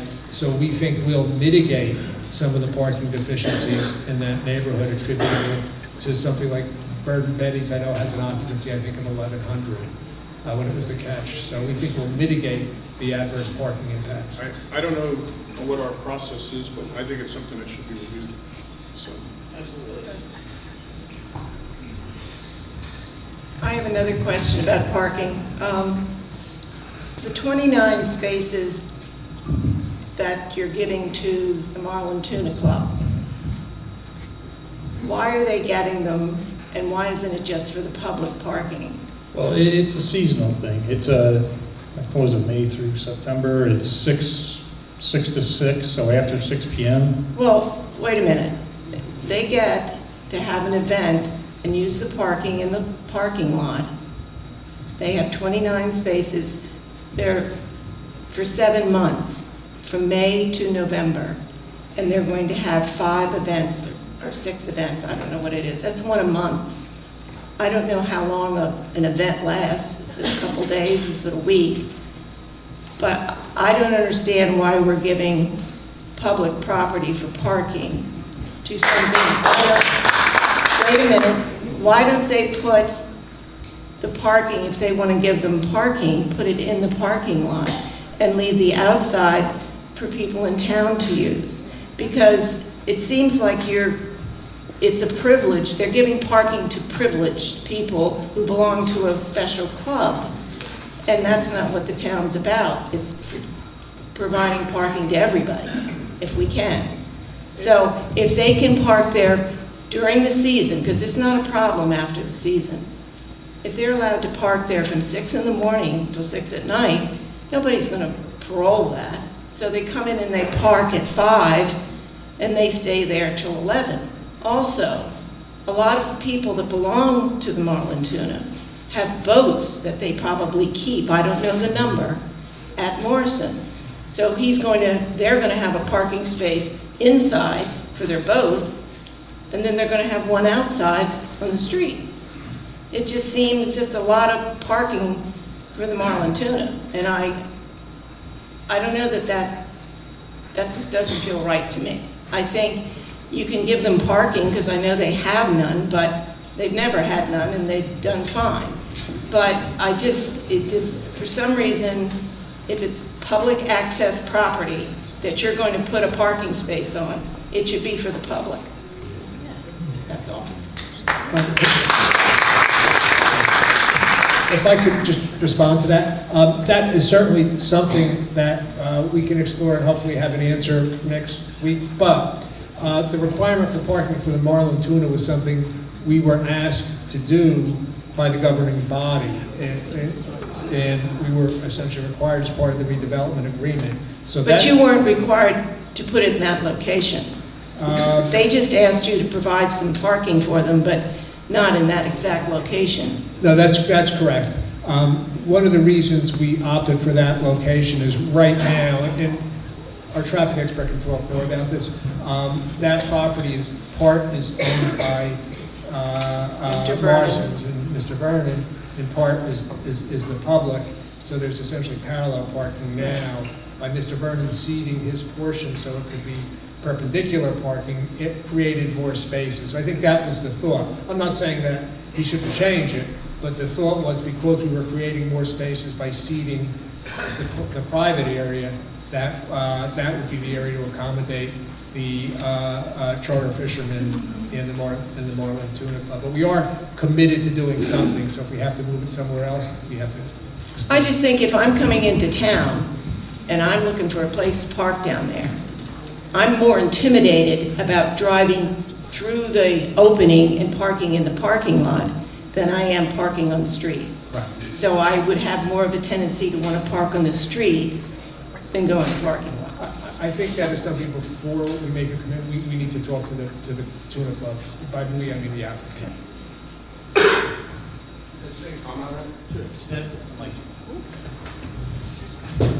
Hi, Jim Winkowski, traffic engineer. We do have a comment about that parking in our report, and we question the ability to actually have the applicant reserve that parking for private use in public right-of-way. Plus, we have a question on how the spaces are set up in both public right-of-way and private property. I think the intent is to have them as public spaces will be some sort of need of public access even along your property, so the space is fully contained in a public, real estate. And then also for the restriction of the parking spaces specifically for the Tuna Club, that would have to be done by the borough through an ordinance and almost like a permit process, not necessarily by the applicant. They can't restrict public land for private use. Yeah, we certainly agree to that. And it is critical, both from the borough's perspective and our perspective, that the ownership of that strip be in one person, because, if someone has an accident, we all want to know who's competent. But I think that needs more study on our part. I know that's not an answer, but. It's the beginning. Getting back to the fuel dock, you're going to have pumps existing where they are now. Did we say where the tanks were going to end up being at the final phase of construction? I believe I read somewhere they're going to be over by the travel lane, correct? Yes. That's a lot of piping, isn't it? Yes. Safety aspect? It's just access for the fuel truck to get in there. The public access on the western border, looking at the plans, I thought it pretty much stopped at where the end of the building stopped. It didn't go all the way to the end of the peninsula. Does it go to the end past the gas pumps then? No, it goes to the end of the building, like you said. It stopped at the building, the public access. Okay, you were describing the fire pits. It sounded like they were available to the public.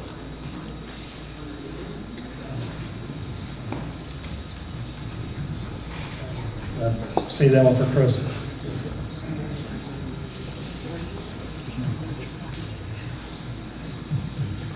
If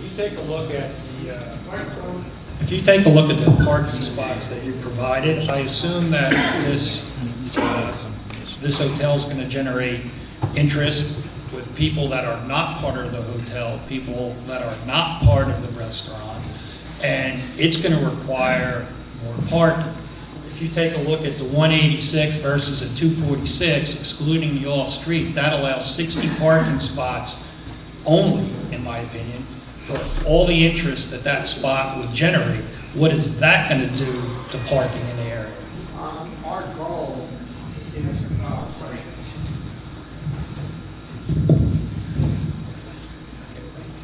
Our goal is to confine the parking to customers.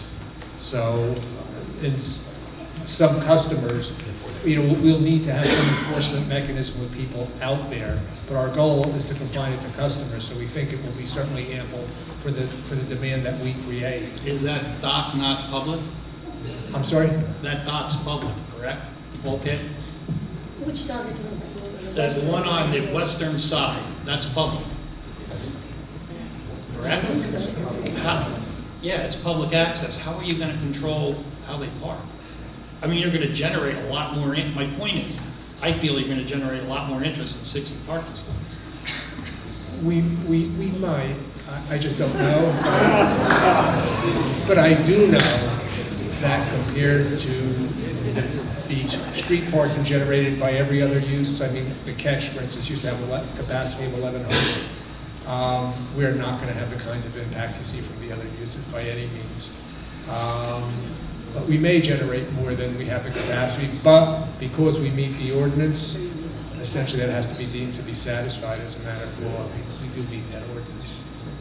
Madam Chair, if there's going to be questions. No, please, it's not open to the public yet. When we open it to the public, you will have. I'm raising an objection.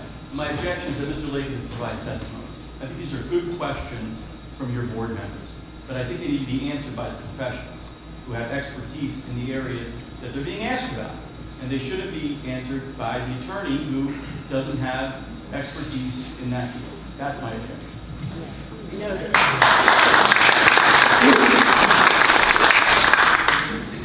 Essentially, I'm trying to indicate what the developer will do by studying things. Did I cross the line with the last answer? Perhaps. But generally, what I'm reporting to you is what the developer will be committed to do with regard to the question that you asked.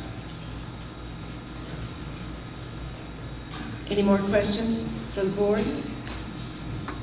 Okay, thank you. If I could call Craig Brearley, please.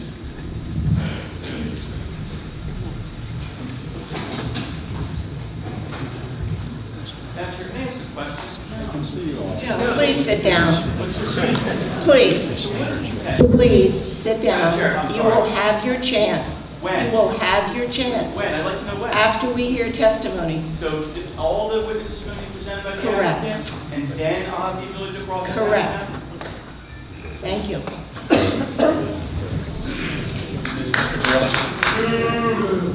Mr. Burley. Can I make a, wait, Mr. Barely. This is a difficult enough procedure to go through. I don't need anybody in the audience, any cryptic remarks, any clapping, any booing. It shows disrespect to everybody up here, and it shows disrespect for everybody in the audience that's trying to listen and learn. So please, try to be on your best behavior. Now, Mr. Greeley. Raise your right hand. You swear the testimony you're about to give should be the truth? I do. And your name and address for the record, please. Yep, Craig Brearley, registered architect, address 799 Route 72, Manhattan, New Jersey. And I know you've testified here before, but let's put your credentials on the record. Absolutely. Thank you. Good evening, Mr. Brearley. Will you tell the board where you're employed, please? Yep, I'm the principal at CWB Architecture. And for how long have you been the principal of CWB Architecture? Going on 30 years in April. And what's the nature of the business of your company? We're an architectural firm that deals mainly in residential and commercial architecture.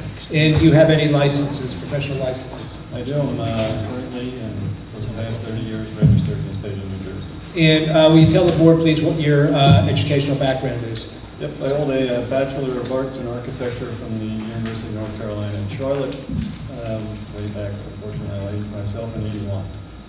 All right, the board recognizes you as an expert. Thank you. Mr. Brearley, were you the architect that prepared the architectural plans for the application that's before this board this evening? I did, yes. And can you first briefly tell the board what the components of the plan are. Okay. The buildings that we worked on, all over here, are mainly 4 buildings. The restaurant building over here on the western edge of the property, that's replacing the restaurant that had burned down. The second building would be the hotel building, which lies directly east of the restaurant. The third building will be this building, which is the current ship store that will become the hotel lobby, front desk, and amenities building. And the other building we worked on is this one up here on the pier, which is on the northwest side of the property, the pavilion bar.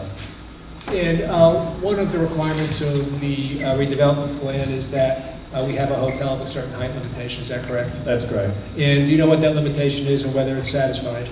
It is. The hotel in the agreement was allowed to go to a roof height of 44 feet and then an overall height at the elevator tower of 45 feet 9 inches. And in connection with your design, That's this building. and in connection with your design of the hotel, did you make an assessment as to whether that condition was satisfied? That condition is satisfied, yes. Let's start, if we might, with the restaurant and the interior. Just give me a minute to pull it up here. Yep.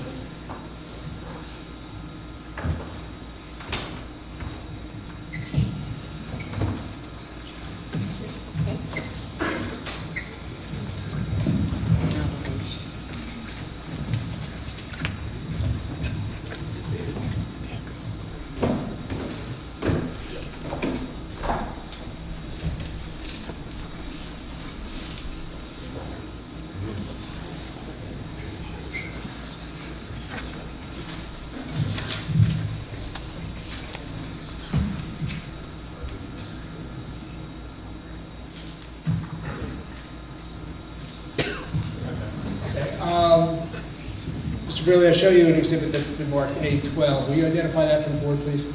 Yes, what this is the ground floor of the restaurant portion of the building. And is this a plan that you prepared?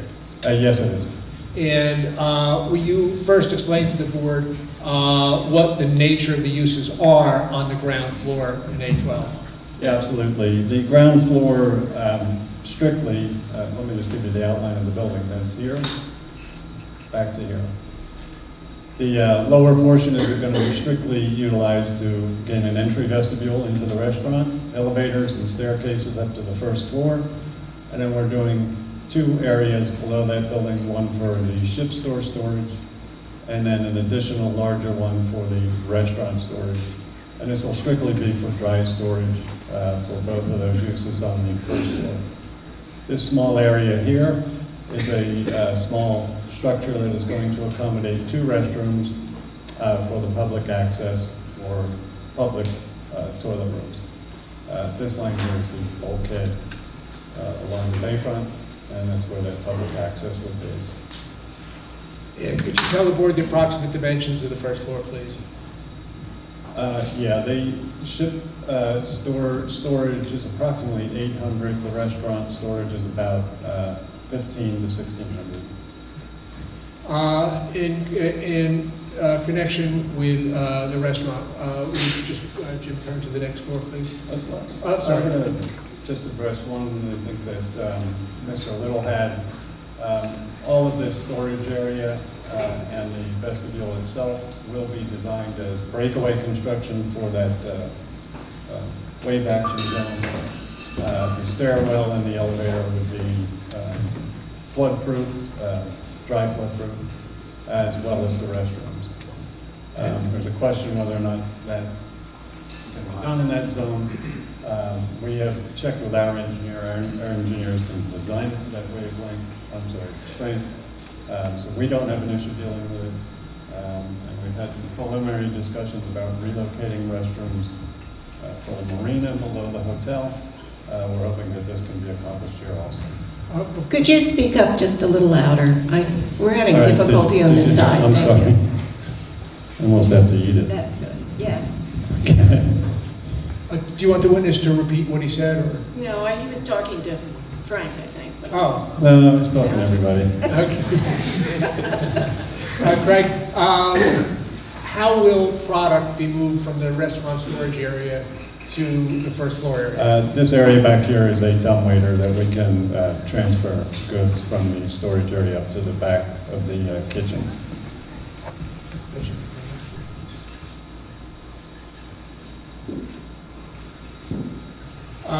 Mr. Burley, show you Exhibit A12, which is sheet R2 of your architectural plan, is that correct? That's correct. And can you tell the board first what this is, in very general terms? Yep, this is the first floor of the restaurant, and what is proposed here, I'll give you the outline again, it's here. That's the total building perimeter. There's an outdoor deck here that will accommodate seating and some seating against an open air bar that's open to inside and outside.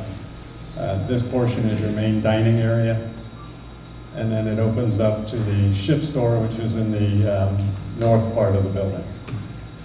All to the west here is all of the auxiliary spaces, the kitchen area, restrooms, your main lobby, and elevator and staircases. And the kitchen will be designed to adhere to all fire safety requirements, is that correct? Yes, it will. With regard to the dining area, approximately how many tables are envisioned? We have a count. I'll give that to you. The first floor of the restaurant accommodates approximately 8,618 square feet. There's an occupant load of 256 in this area, including the outdoor deck and the bar area in seating.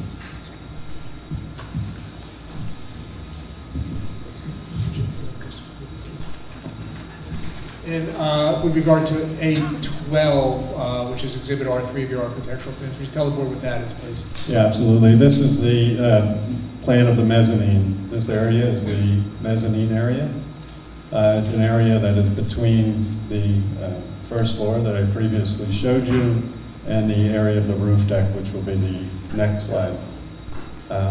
This whole mezzanine is open to below, so it's a two-story space out here in the dining area. And then this room will accommodate 92 people and has auxiliary bathrooms and exiting from both ends, including the elevator. And in connection with the mezzanine, access will be, just point the elevator one more time. There are the stairwells on the north or south side of the building. And in the left-hand corner of the mezzanine, the L-shaped figure. This is the bar on the first floor that you'd see if you're looking down on it.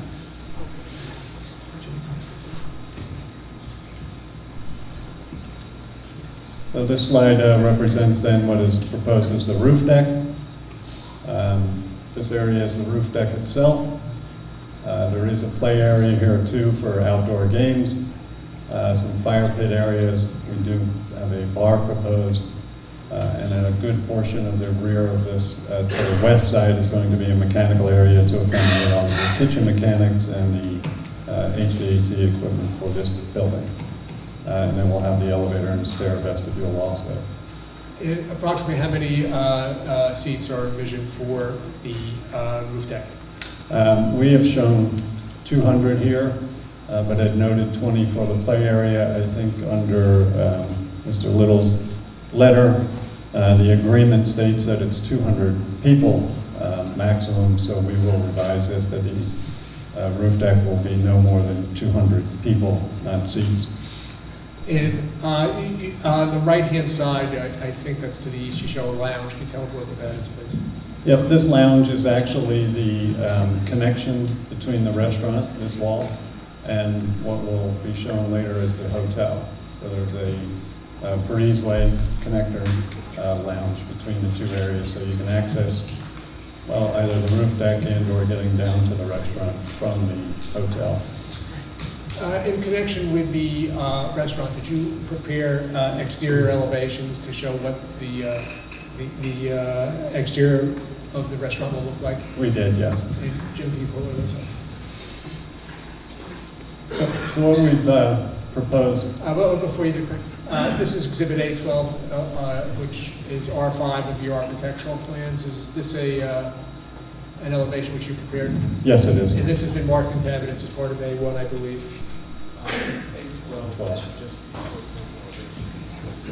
Oh, okay. Will you tell the board, please, what is depicted in A12? Absolutely. This is the south elevation looking from 2nd Street. This is the ground level that is accommodating our vestibule or entry lobby, and then the elevator and stairwells up to the 1st floor. This level is your 1st floor restaurant area that's open to the 2nd floor. That's full-size glass, and we have overhead doors that lead out to the outdoor area. So it's more of an open-air type of a restaurant. The whole 1st floor will be garage doors that open up to the exterior.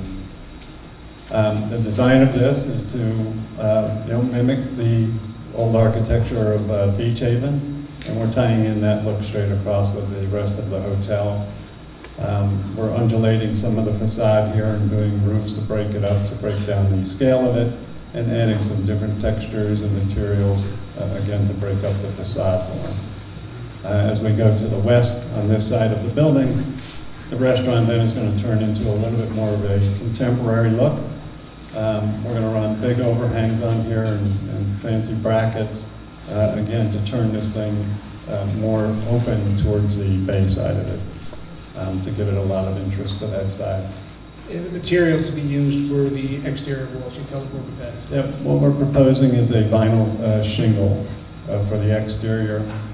We have white trim, we have some fabric awnings, we have some metal roofing, we have some board and batten siding also in different areas of this, and some other metal roofing on the featured tower, which is the elevator tower. At the elevator tower, we tell the board what the height of the elevator tower will be, please. Yep, the elevator tower, as was granted in the agreement, was 48 feet allowable. We're at 47.11 1/4. And the stair tower was allowed to go 41 feet, which is this portion, and we're at 40 feet 11. And the railing for the roof deck, how high does that go? That is at 35 feet and conforms to the height of the ordinance. I'd ask just to offer A12 with evidence, please.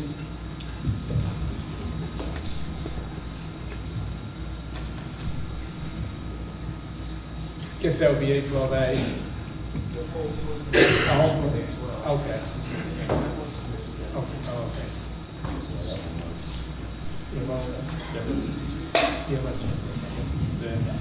This is the west restaurant elevation, is that correct? This is the western elevation or bay side of the restaurant. What I mentioned previously, these are all garage doors that will open up to the exterior. And we'll have railings across the opening so that it'll be a fully open air restaurant and bar. Bar area being at this end, and that deck that was noticed before is just in this area. We have full height glass on the 2nd floor. Again, it's a full 2-story room, so there'll be a lot of light and air coming into the side of it. Each one of these areas will have a big bracket. There'll be a big overhang as shown here on the side elevation, running fully across the back. And then the roof deck will just be open glass railing. This is representative of that elevator tower and the stairwell to the left side of the roof deck.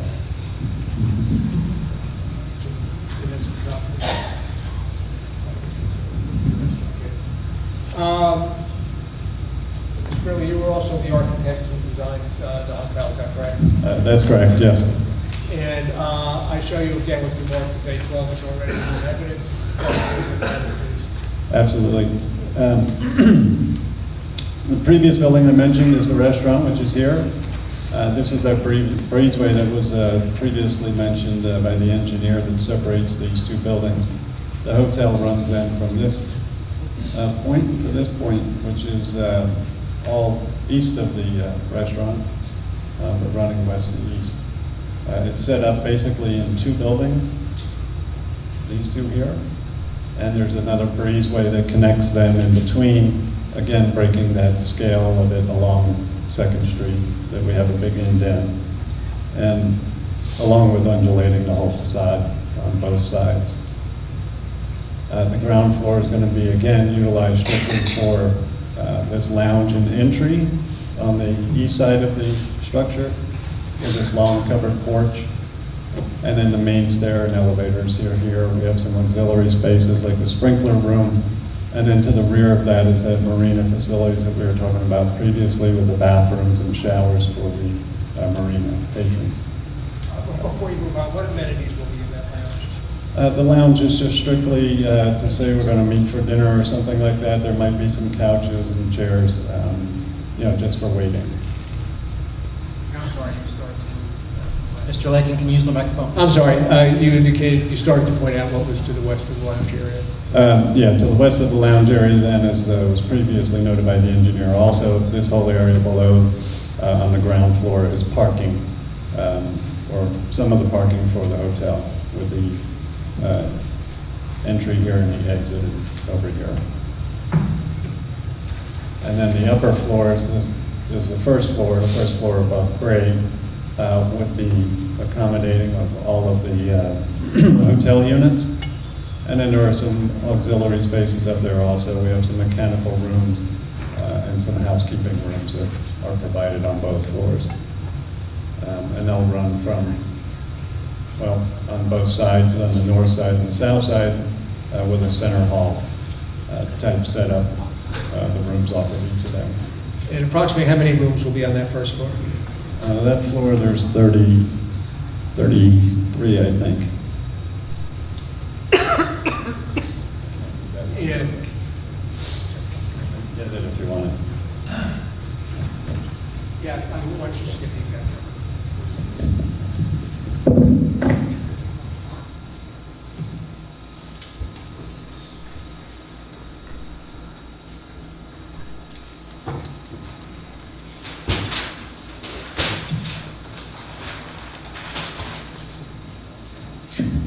So we have 37 units on this first floor.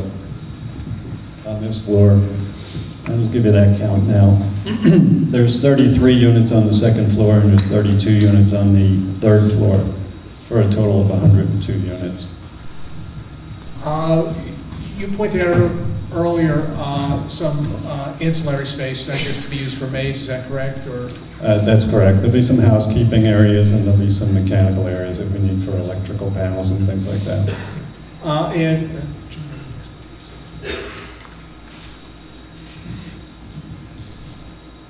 Yeah, so similar to the first floor, the second floor is set up again with a center hall. This is H2 of A12, which again is already marked.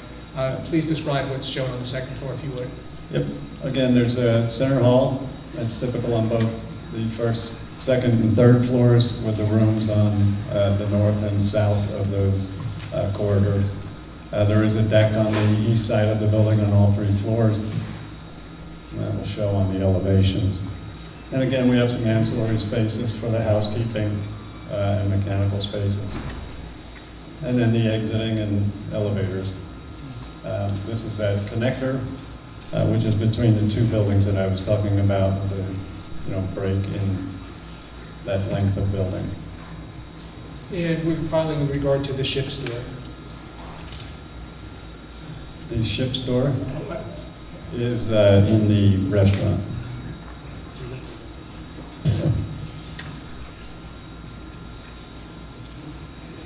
The roof plan is a roof plan. This is that section of the roof that exceeds, or I'll give it that one. Well, with regard to signage, did you prepare a plan which depicts the signs proposed for the site? We did, yes. And show you again BD12. Can you tell the board what that is? Yep. Well, these are the number of signs that are throughout the site and located on the buildings that are proposed for, I guess, buildings and site. What we have are a number of them. There's 4 similar to this. This should be top left-hand corner. Yep, top left-hand corner, it says Hotel and Marina. These are typical of an old pier-style signage with a large pilaster and siding and some panelized column at the top of it. These would be located as part of the engineer's site plan And that'd be and along- identify major areas. And that would be on Pennsylvania Street? Hotel Marina is, I believe, at the end of 3rd Street, facing into the parking lot. Then to the right, could you describe that sign to the board, please? This one, Maritime Pier, I believe that one is set out at the end of the pier facing the bay and the pavilion. And the declaration of that sign is substantially similar to the one you just previously described? Yes, it is. All four of these are very similar. And the restaurant building sign, where will that be located? This restaurant building sign is a building-mounted sign. It's shown on the elevations that we had shown on the previous 2 pages of the restaurant. They'll be building-mounted up near the height of the roof deck on both the south and the west facade. And and the restaurant sign to the left? Yep, this one is a curve. It's built into the canopy above the entrance of the restaurant.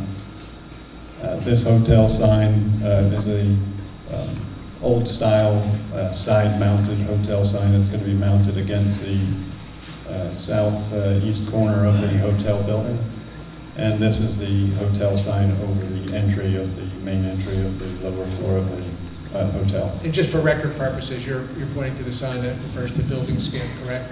The building sign. Yeah, building sign, I'm sorry. I neglected to ask you the dimensions of the signs. Would you please go back to the top left-hand corner and just tell the board roughly what the dimensions are if you need? Yeah, I need to. Yeah, the you're plan. plan.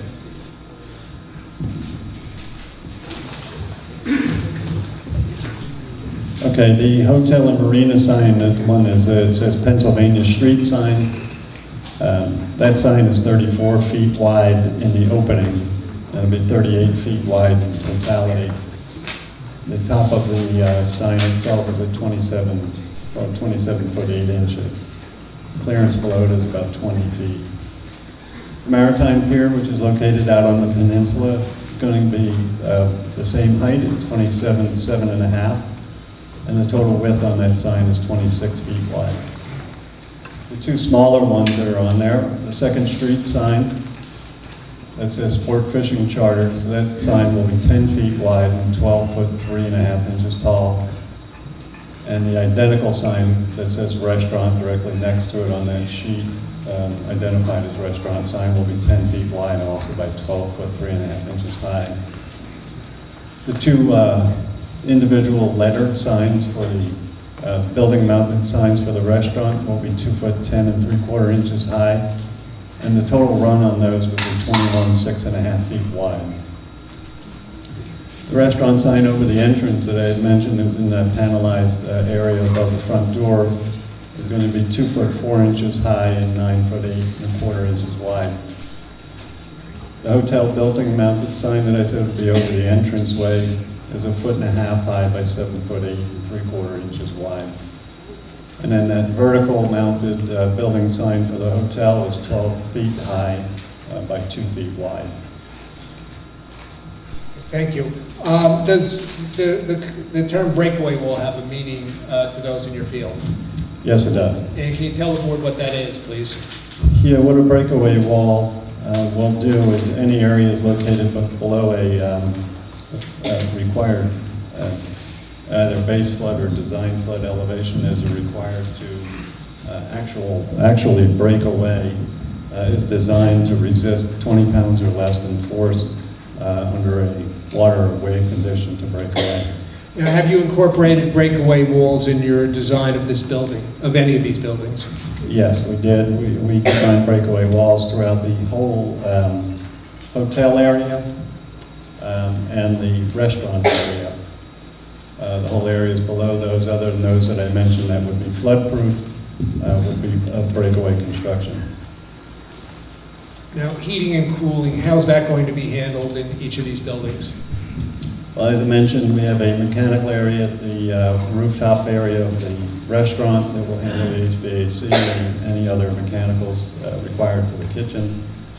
In the hotel, everything will be in a wall pack. There'll be no roof-mounted mechanical on top of that roof that would further exceed the height. Now, did you give consideration to fire protection techniques, fire safety? We did in an early stage on this, yes. All the buildings will meet the current fire codes, and all of the buildings will be sprinklered. And will they be wet sprinklers or dry sprinklers? That will be determined. Okay. Probably a mix. Now, you had the opportunity to review the comment letter from Mr. Little, did you not? Yes, I did. And a number of those comments were addressed to architectural issues, is that correct? They were, yes. And I believe we had addressed them most with the revision and second submission of the plans. One was about the occupancy of the roof that we had just testified to, that would be limited to the 200. We addressed the issue of the concerns of the walls below the base flood elevation for the permanent areas of the restrooms and marina building. Yeah, on page 5, Mr. Little inquires as to whether the public restrooms meet the coastal land requirements, is that correct? That's correct. And how are we dealing with that? As I previously testified, that those would be built as flood-proof structures. And then we have discussed this with our structural engineer, and our structural engineer can design those walls to resist the wave action and height required. And in addition, there was an inquiry about how you would handle signage for handicap parking, is that correct? Yeah, that's not me, that was the engineer. And I think he'll provide that detail on his drawings, I think is what that came down to.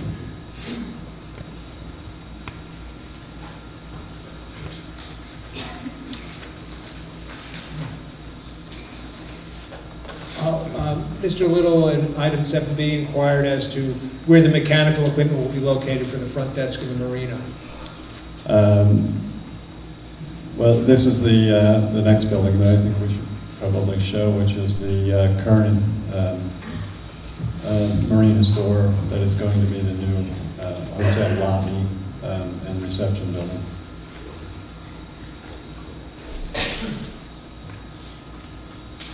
Mr. Little also inquired as to whether it be string lighting on the rooftop deck, comment 9C. Yes, we had added a note to our drawings on the revision that we had submitted that they were going to do string lights on the roof as what was proposed, and they would just be post-mounted at approximately 8 or 9 feet off the surface of the deck.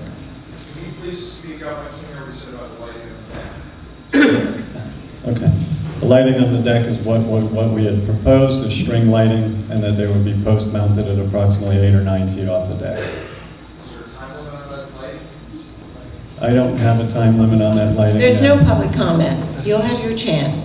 Man, he's not describing the lighting. The lighting on a 48-foot building is huge in that area. Just wait till you have your chance to come up and express your feelings. So I have a question about the string lighting myself. You're saying they're going to be mounted on 8-foot posts above the deck. So is that going to exceed the height limit you're approved for? That would exceed the height limit, yes. Then you're not going to be doing string lighting on 8-foot posts. Okay. You're going to have to eliminate that from the project. Okay. All right? Whatever, if it's the board wishes that the lighting counts as a height limit, we will eliminate the lighting.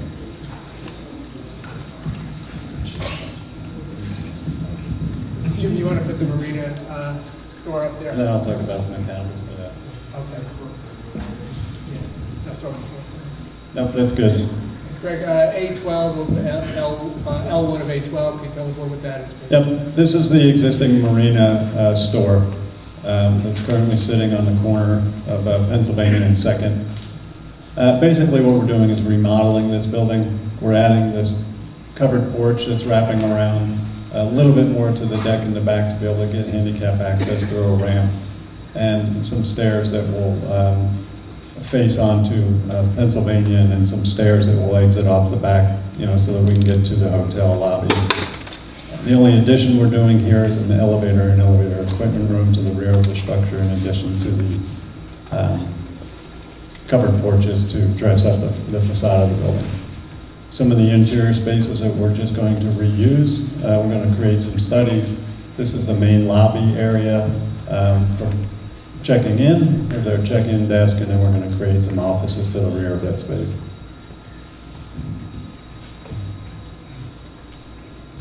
Second floor of this, currently what we're looking at is that... Mr. Mayor, let me just interrupt you for record purposes. You're referring to exhibit L2, which is the exhibit you prepared, correct? It is, yes. Describe that. Okay. So the second floor of this, what we're proposing is, again, reutilizing the space that is up there and turning one into a fitness space, a new exit stair out the back, and the elevator to the second floor. The front of this space would be a flex space that's to be determined yet whether or not there's a craft space or a massage or something else that can be utilized in that area. They lead off to some existing decking that we're going to cover so that we can create some interest to the facade of the building. If we know exhibit L3 or sheet L3 of A12, again, is that something you prepared as filed as part of this application? This is, yes. This is the east elevation, or the face facing Pennsylvania Avenue. And again, it's depicting that covered porch that we're adding with some metal roofing, the new railings that we're going to propose on there, and some brickwork along the base of it. We would be re-siding the bottom with clapboard style siding and then shingle style siding on the upper portion of the building. Again, we're going to do some metal accents on the roofs that we pump out for the covered porches, both on the north, south, and this one on the east side. And the material for the exterior, what will that be made of? Yep, but the same as the hotel and the restaurant. We're looking at a vinyl here and probably something like a hardy clapboard on the bottom. Exhibit L4, excuse me, sheet L4 of exhibit A12, is that something that you prepared? Yes, it is. And what is that? This is the facade on 2nd Street. Again, the reconstruction, I'm sorry, the remodeling of the current marina store into the hotel lobby. And again, the same treatments that I just mentioned for the east facade would be applied to the south facade. And again, the porch is going to add some interest to the face of this, and the new gable on it, and some board and batten siding, and changes of metal roofing and asphalt roofing. So it gives the building some interest. So quick question. And again, all of them are designed to, coordinate with one another and give that style of Old Beach Haven. So quick question, based on the amount of improvement you're making for this building, is that going to be considered a substantial improvement? And then have to meet the limited wave action zone? Yes, we looked at that question, and at this point, we feel that we're not going to exceed that number and not have to be required. That'll be something you'll bring up at the time of building if we get that far?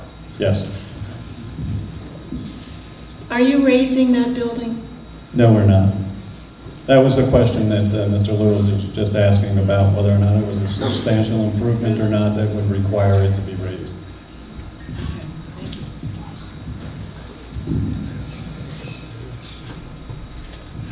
The mechanical equipment on this one, again, is going to be located within the building. Nothing roof mounted on it to, again, impede on any of the other height. We did revise the drawing to show the AC compressors out in the side yard behind, just to the north of the rear stair.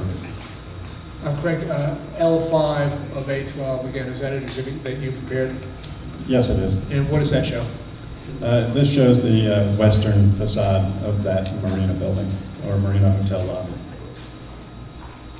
I don't want to get redundant. Right. I'm sure we're getting tired of hearing about siding and roofing, but it's all going to match around the 3 sides, or 4 sides of the building. No, the pavilion, unless you all need to see the pavilion, or... If you have the pavilion, let's see it. Okay. We got the pavilion.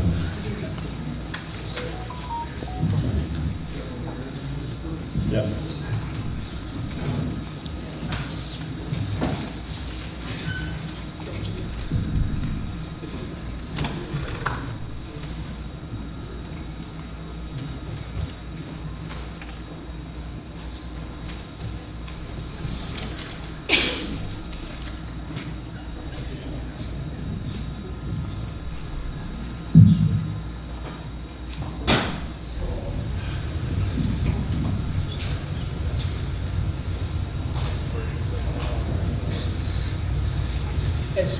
Okay. SB 1 of 812, once again, is that something you prepared? It is. This is What is the that? proposed pavilion snack bar is what this is supposed to say.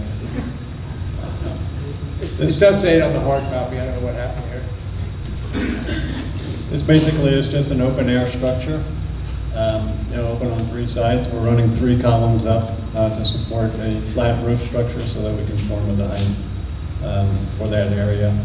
We're going to do some brick base on it. Again, all of this will be breakaway construction since this is just an open air structure. Everything in here would be breakaway.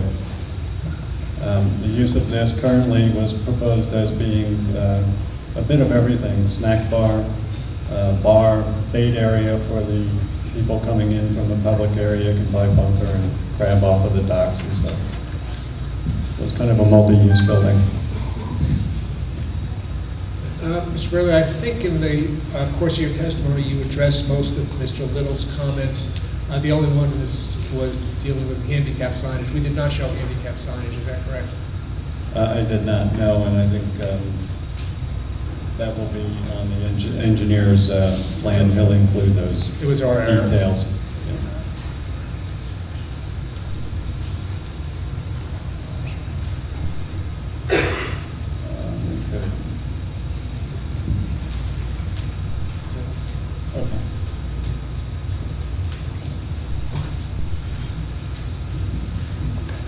We're going to just pull up some 3D renderings of the exterior so you get an actually overall idea of how things are being proposed.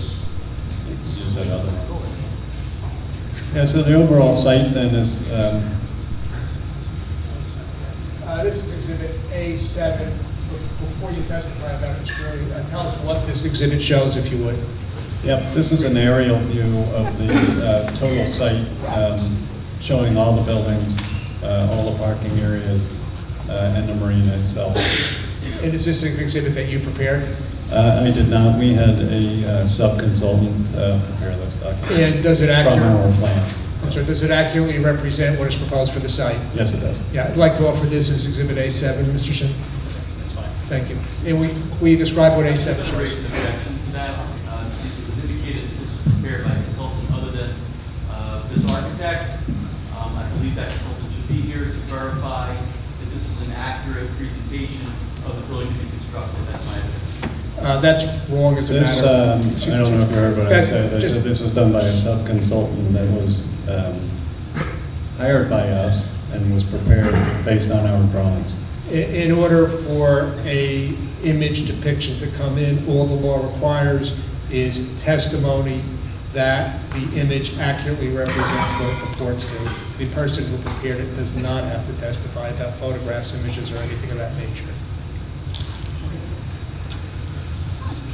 Will you explain to the board what A7 shows, please? Absolutely. Again, it's an aerial view showing the total site.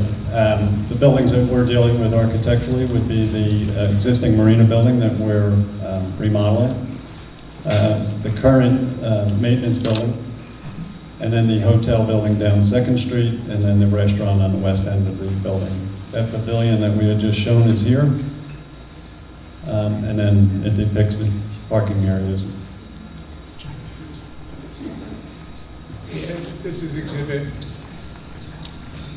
A8. Is this an exhibit that was prepared by you or under your supervision? Yes, it was. And what does this exhibit show? This is looking at the main entry or hotel entry lobby, looking towards the southwest, northwest. These are the porches that I had mentioned that we're adding to this building, along with the covered porches on the upper floor, and then dressing up of the exterior of that building. And this refers to a fitness center. We tell the board where that is, please. Yep, that's on the second floor where these Bermuda shutters are proposed on the back side of the building. And the approximate size of that fitness center, please. It's probably in the neighborhood of 1,000 to 1,200 square feet. This is A9. Again, is this an exhibit prepared by you or under your supervision? Yes, it is. And can you tell the board what this represents, please? Absolutely. This is the resultant park space between the hotel, the three-story hotel here, and the hotel lobby on the east side. So this is that landscaped area that the engineer had talked about that gives both access to the marina and access from the lobby through to the hotel. To the rear of the image, can you tell the board what that shows? Yep, straight through the back there. This is the maintenance building, that snack bar at the edge of the maintenance building, and then the pool amenity, which would be to the north of that park. I'd like to offer this as evidence as well. A9. A9. Again, that's that sign that we had presented earlier. Just want to make sure the record goes my objection to all of this. And Madam Chair, I think the rule on these objections with the guidance of your counsel. I've raised an objection to these exhibits being proffered. I heard from Mr. Lakin, and I think the board chair needs to make a ruling on those so the record is clear in terms of whether they're going to be admitted into evidence or not. I'm accepting them. Thank you, Madam Chair. A10, is that an exhibit prepared by you or under your supervision? Yes, it is. And how did, explain how this exhibit came to be prepared. Yep, well, this is looking back at the restaurant and the hotel from the public parking area. We're looking towards the northeast. Again, this is that offset or access area to the marina where deliveries and loading is. And then this area is the full hotel. That's the break in between the two buildings that I had mentioned previously, that it gives it a broken appearance and shows how the facade is undulated all the way down with different roof types and styles and offset balconies and materials. Does this exhibit accurately depict the architectural plans which you drew? Yes, they do. And the prior exhibits that were marked as elevations, do they accurately depict the architectural plans which you drew? They do. Okay. A11, is this an exhibit prepared by you or under your supervision? Yes, it is. And does this accurately depict what it purports to show? Yes, it does. This is the restaurant looking from an aerial of the west side, looking again a little bit more east. This shows that big overhang with the bracketing on there, the two-story glass. These are all of the garage doors that open this side to the bar, and then this side just to the dining area and the store. This is that enclosure for the store storage, and then the open area below. This shows that, again, public access walkway here, and then that outdoor dining deck. It also depicts that bar that we had mentioned previously on the roof, and then that seating that was proposed with a play area on the north end of the roof deck. And just to give the board some perspective, the street on the right-hand side of the exhibit, what street is that? That's 2nd Street, and this is the public parking area. We have one more exhibit, if you would, Jim.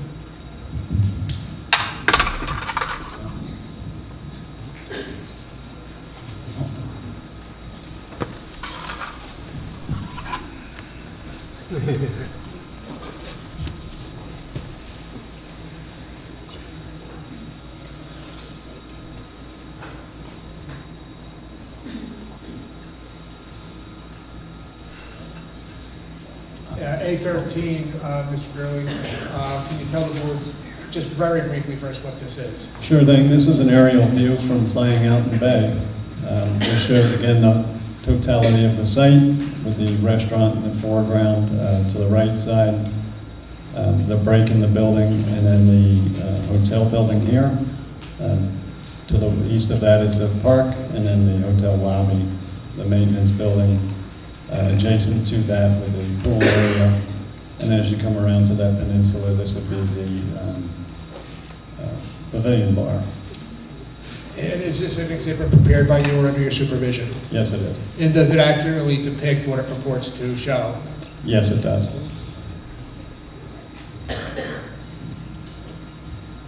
Madam Chairman, I don't have any other questions of this witness. Okay, thank you.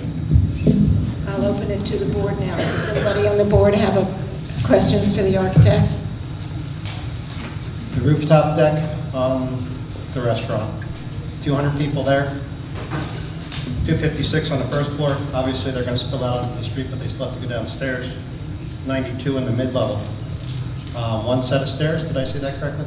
No, there are 2 sets of There are stairs. 2 There's sets. one set on the north side of the building, and then there's one on the south side of the building. Nothing exterior. Now, the one exit off the north side is an exterior stairwell. That's the second exit. I know there's plans that you follow to get egress to the proper numbers. It's a scary thought. You'll be surprised what 2 exits will carry. It is ridiculous. It's about 500 people per.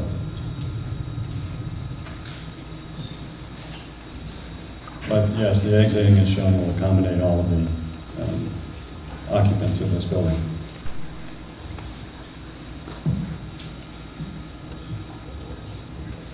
Okay, I have some questions. Shoot.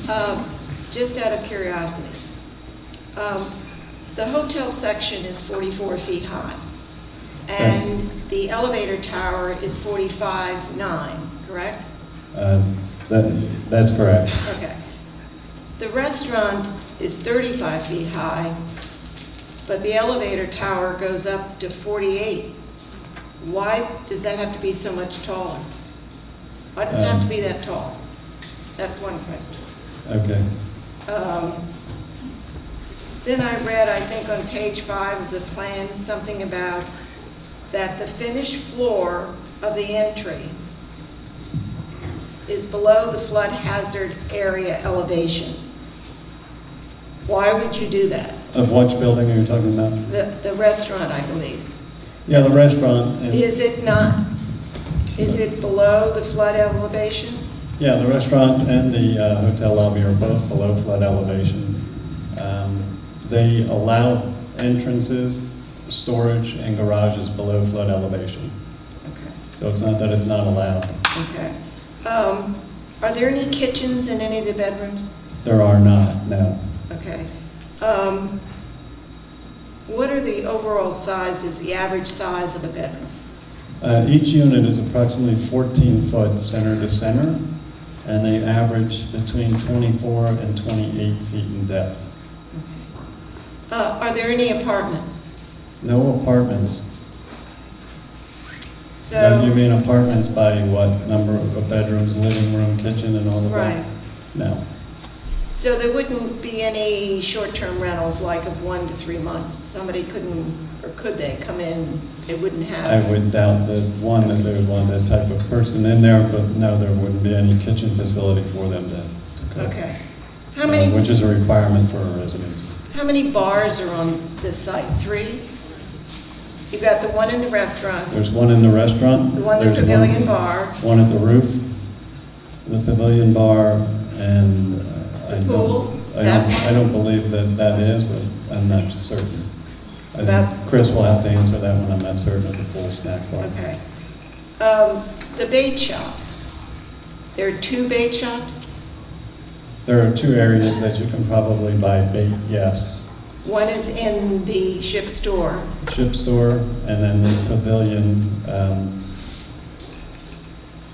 So you're going to Pavilion be selling snack drinks bar. and selling bait at the same pavilion bar? Is that?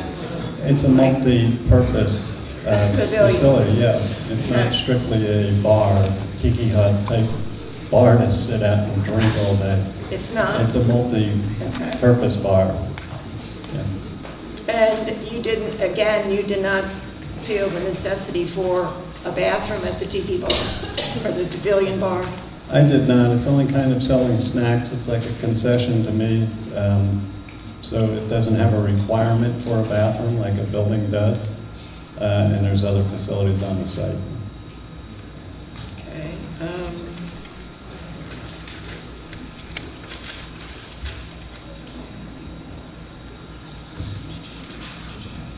Are you qualified to say what the play area on the roof deck is going to be used for?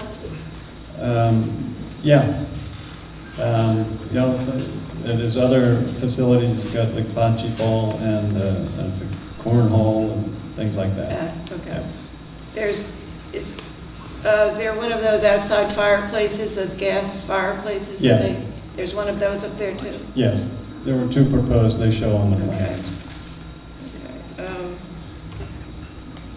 What is the color of the roof? Well, what is shown or depicted on there is like a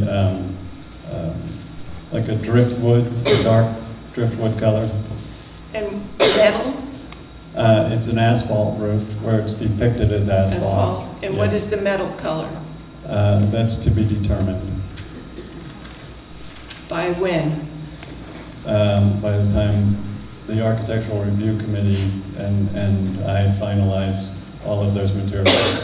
We've been working with them on those materials. They have not suggested a color or fix a color at this time. Well, I personally would like, I'm going to put in my 2 cents. I personally would like to see something very classic and understated in Beach Haven.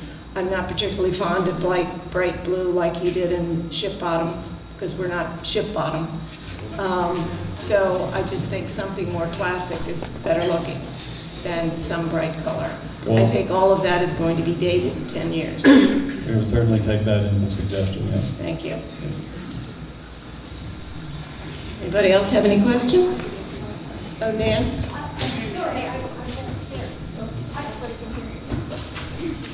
Sorry, I had to move down here because I couldn't hear up there. Basically, I have a couple questions. At the bar on the west side, on the north side, one of my concerns is we don't want to turn it into something like the boathouse down on the causeway. And but I do think it would be nice. I don't want to see a porta potty there. Okay, so I mean, I think if that happened, you know, I don't want it to be a boathouse. So probably by not having a bathroom there, it won't attract too many people standing around the bar drinking for long periods of time. But one of my questions is, are there designated places on the property where people can drink versus not drink? Drink and not drink. Yeah, the designated bars that were just mentioned. Well, they can drink in the bars, right? There's a bar at the restaurant, and there's a bar on the roof of the restaurant that the public can go to. I'm assuming and I probably should leave this for Chris to answer whether or not they'll serve liquor at the pool. And this one, I'm certain would be open to the public because it's more of a public thing. It's a snack bar for them, it's a bait shop for them, and a bar. I don't think it's going to, again, be a tiki bar. Chris can answer that for you. Okay. I had a couple other questions, but... The restroom facility there that I feel that we might have an issue with is with the DEP doing that one below flood, because we have had preliminary meetings with them about relocating the other marina facilities under the building. We're hoping the public bathroom can be under there also for the DEP. In this pavilion, I'm not certain we can do that. It will probably have to be a raised structure.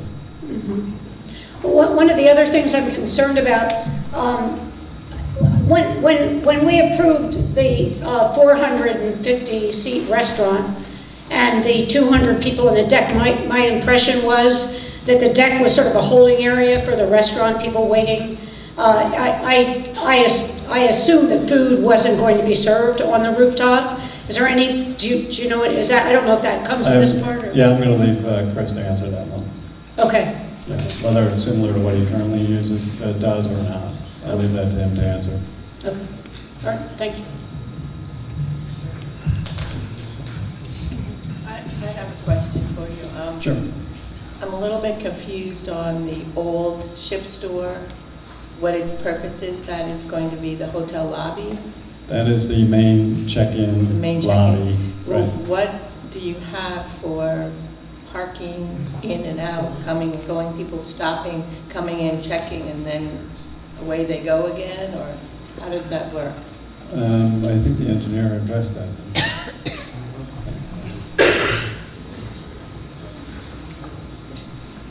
I'll leave that to the engineer, how that circulation works.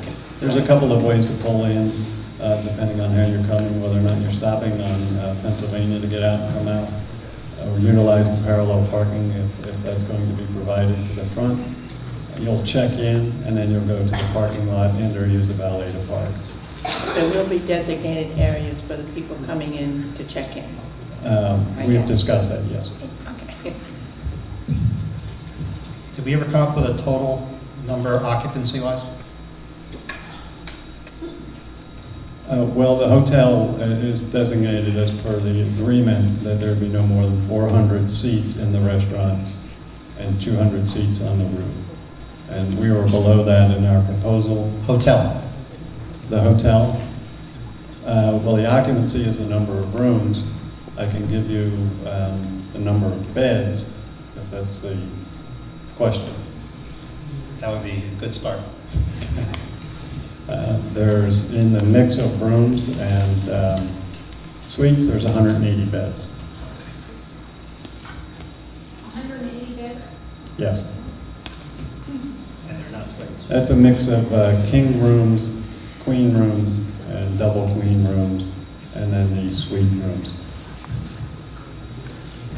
Are your signs lit? Do they light up? Are your signage, the signs that you showed, are they lit up? They will be lit up, yes. And they follow our code for that? They will.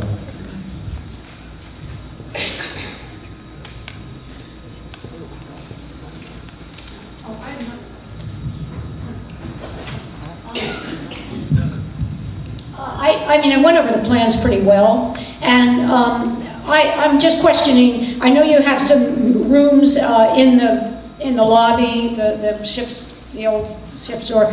Are you having meeting rooms for business groups and that sort of thing? Will that be in that building?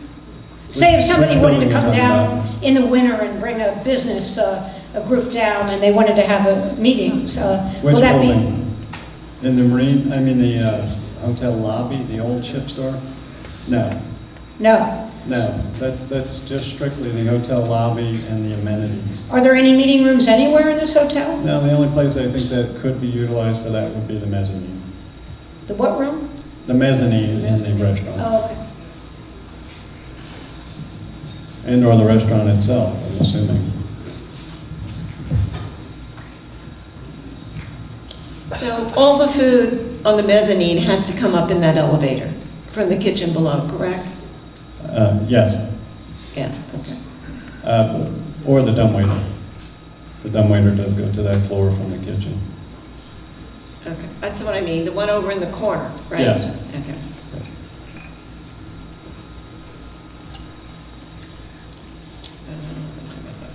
The area between the restaurant and the hotel, the breezeway, is that going to be fenced off so people can see through, or blocked off so they can't see through? No, that's going to be open, yeah. And I should mention about that too, because I think that one of the questions that Mr. Little had was about the enclosure around the hotel, that it looked like all garage doors are glass. And they are garage doors, but they're going to be left open seasonally. So the whole bottom of that hotel will be open, clear through to the marina, so that you'll see through, there'll be light air coming through. So everywhere you're walking down that road, you'll be able to see through to the marina. Another question. In your design of the west side of the hotel, do you take into account the setting of the sun? There's an awful lot of We glass. will on the glass, yes. Yeah. Yes. So what do? Put special glass? So- Yes. Oh. Yes.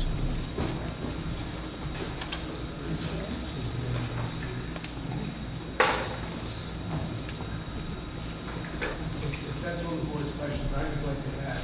One of the board members asked. Oh, they gotta get the mic. If that's all the questions the board has, I was asked by one of the board members, or the witness was, will there be lights on the balconies? And I neglected to ask that question. So, Mr. Brearley, will there be lights on the balcony? Yes, the hotel balconies will have residential type lighting. Where the balcony is recessed, we'll most likely have a recessed light up in the soffit on a wall-mounted light. There may be a wall-mounted light outside of the other ones, which are Juliet balconies, where the doors just open to a railing.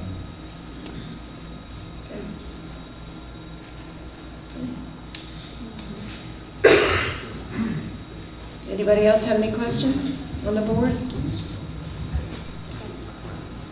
No? I can't see down there, so. No? All right, thank you very much.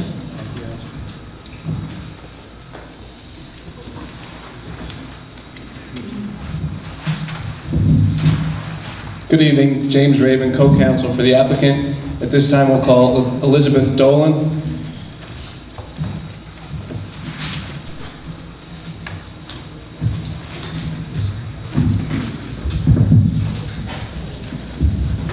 Do you swear or affirm that the testimony you're about to give should be the truth? Yes, I do. And your name and credentials for the record, please? Elizabeth Dolan, D-O-L-A-N, Dolan and Dean Consulting Engineers, 181 West High Street in Somerville, New Jersey.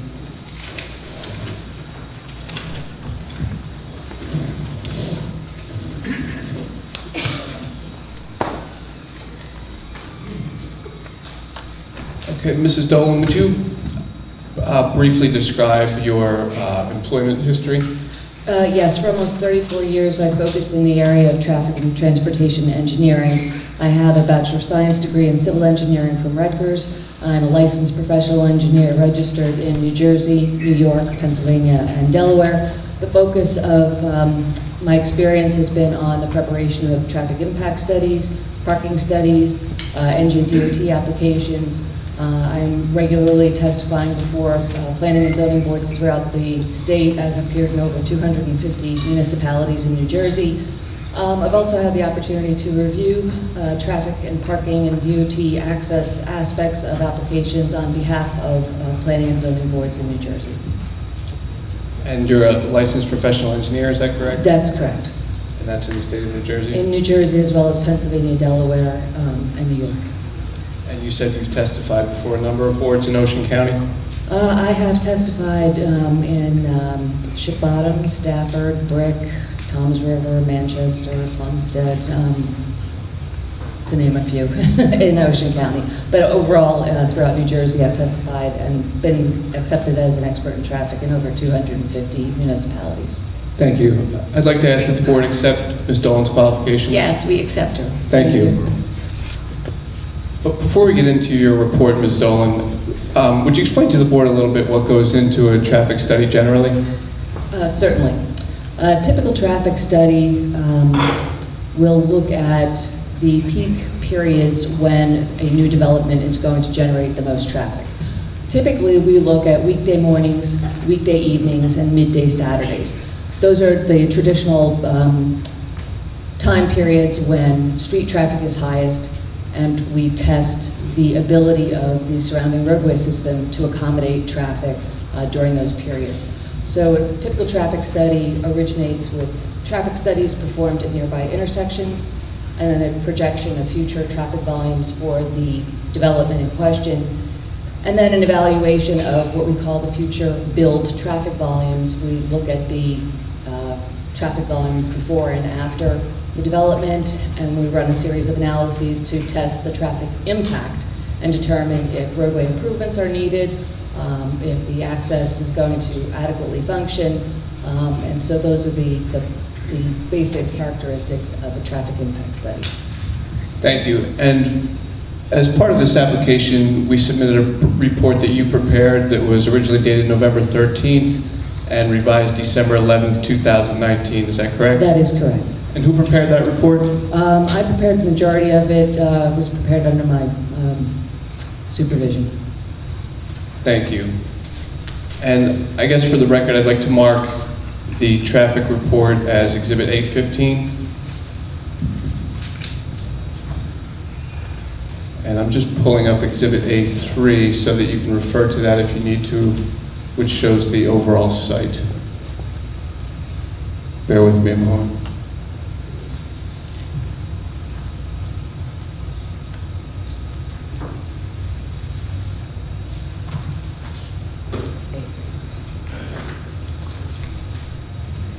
With regard to the report that you did prepare, explain to the board, if you would, what went into that report.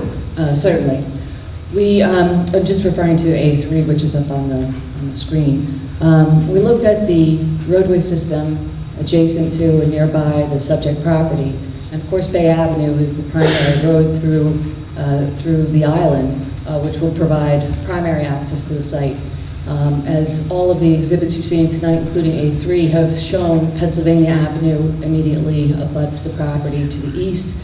And between Pennsylvania Avenue and Bay Avenue is Delaware Avenue, another north-south roadway. We are intersected by 3rd Street, and then just south of 3rd Street is 2nd Street.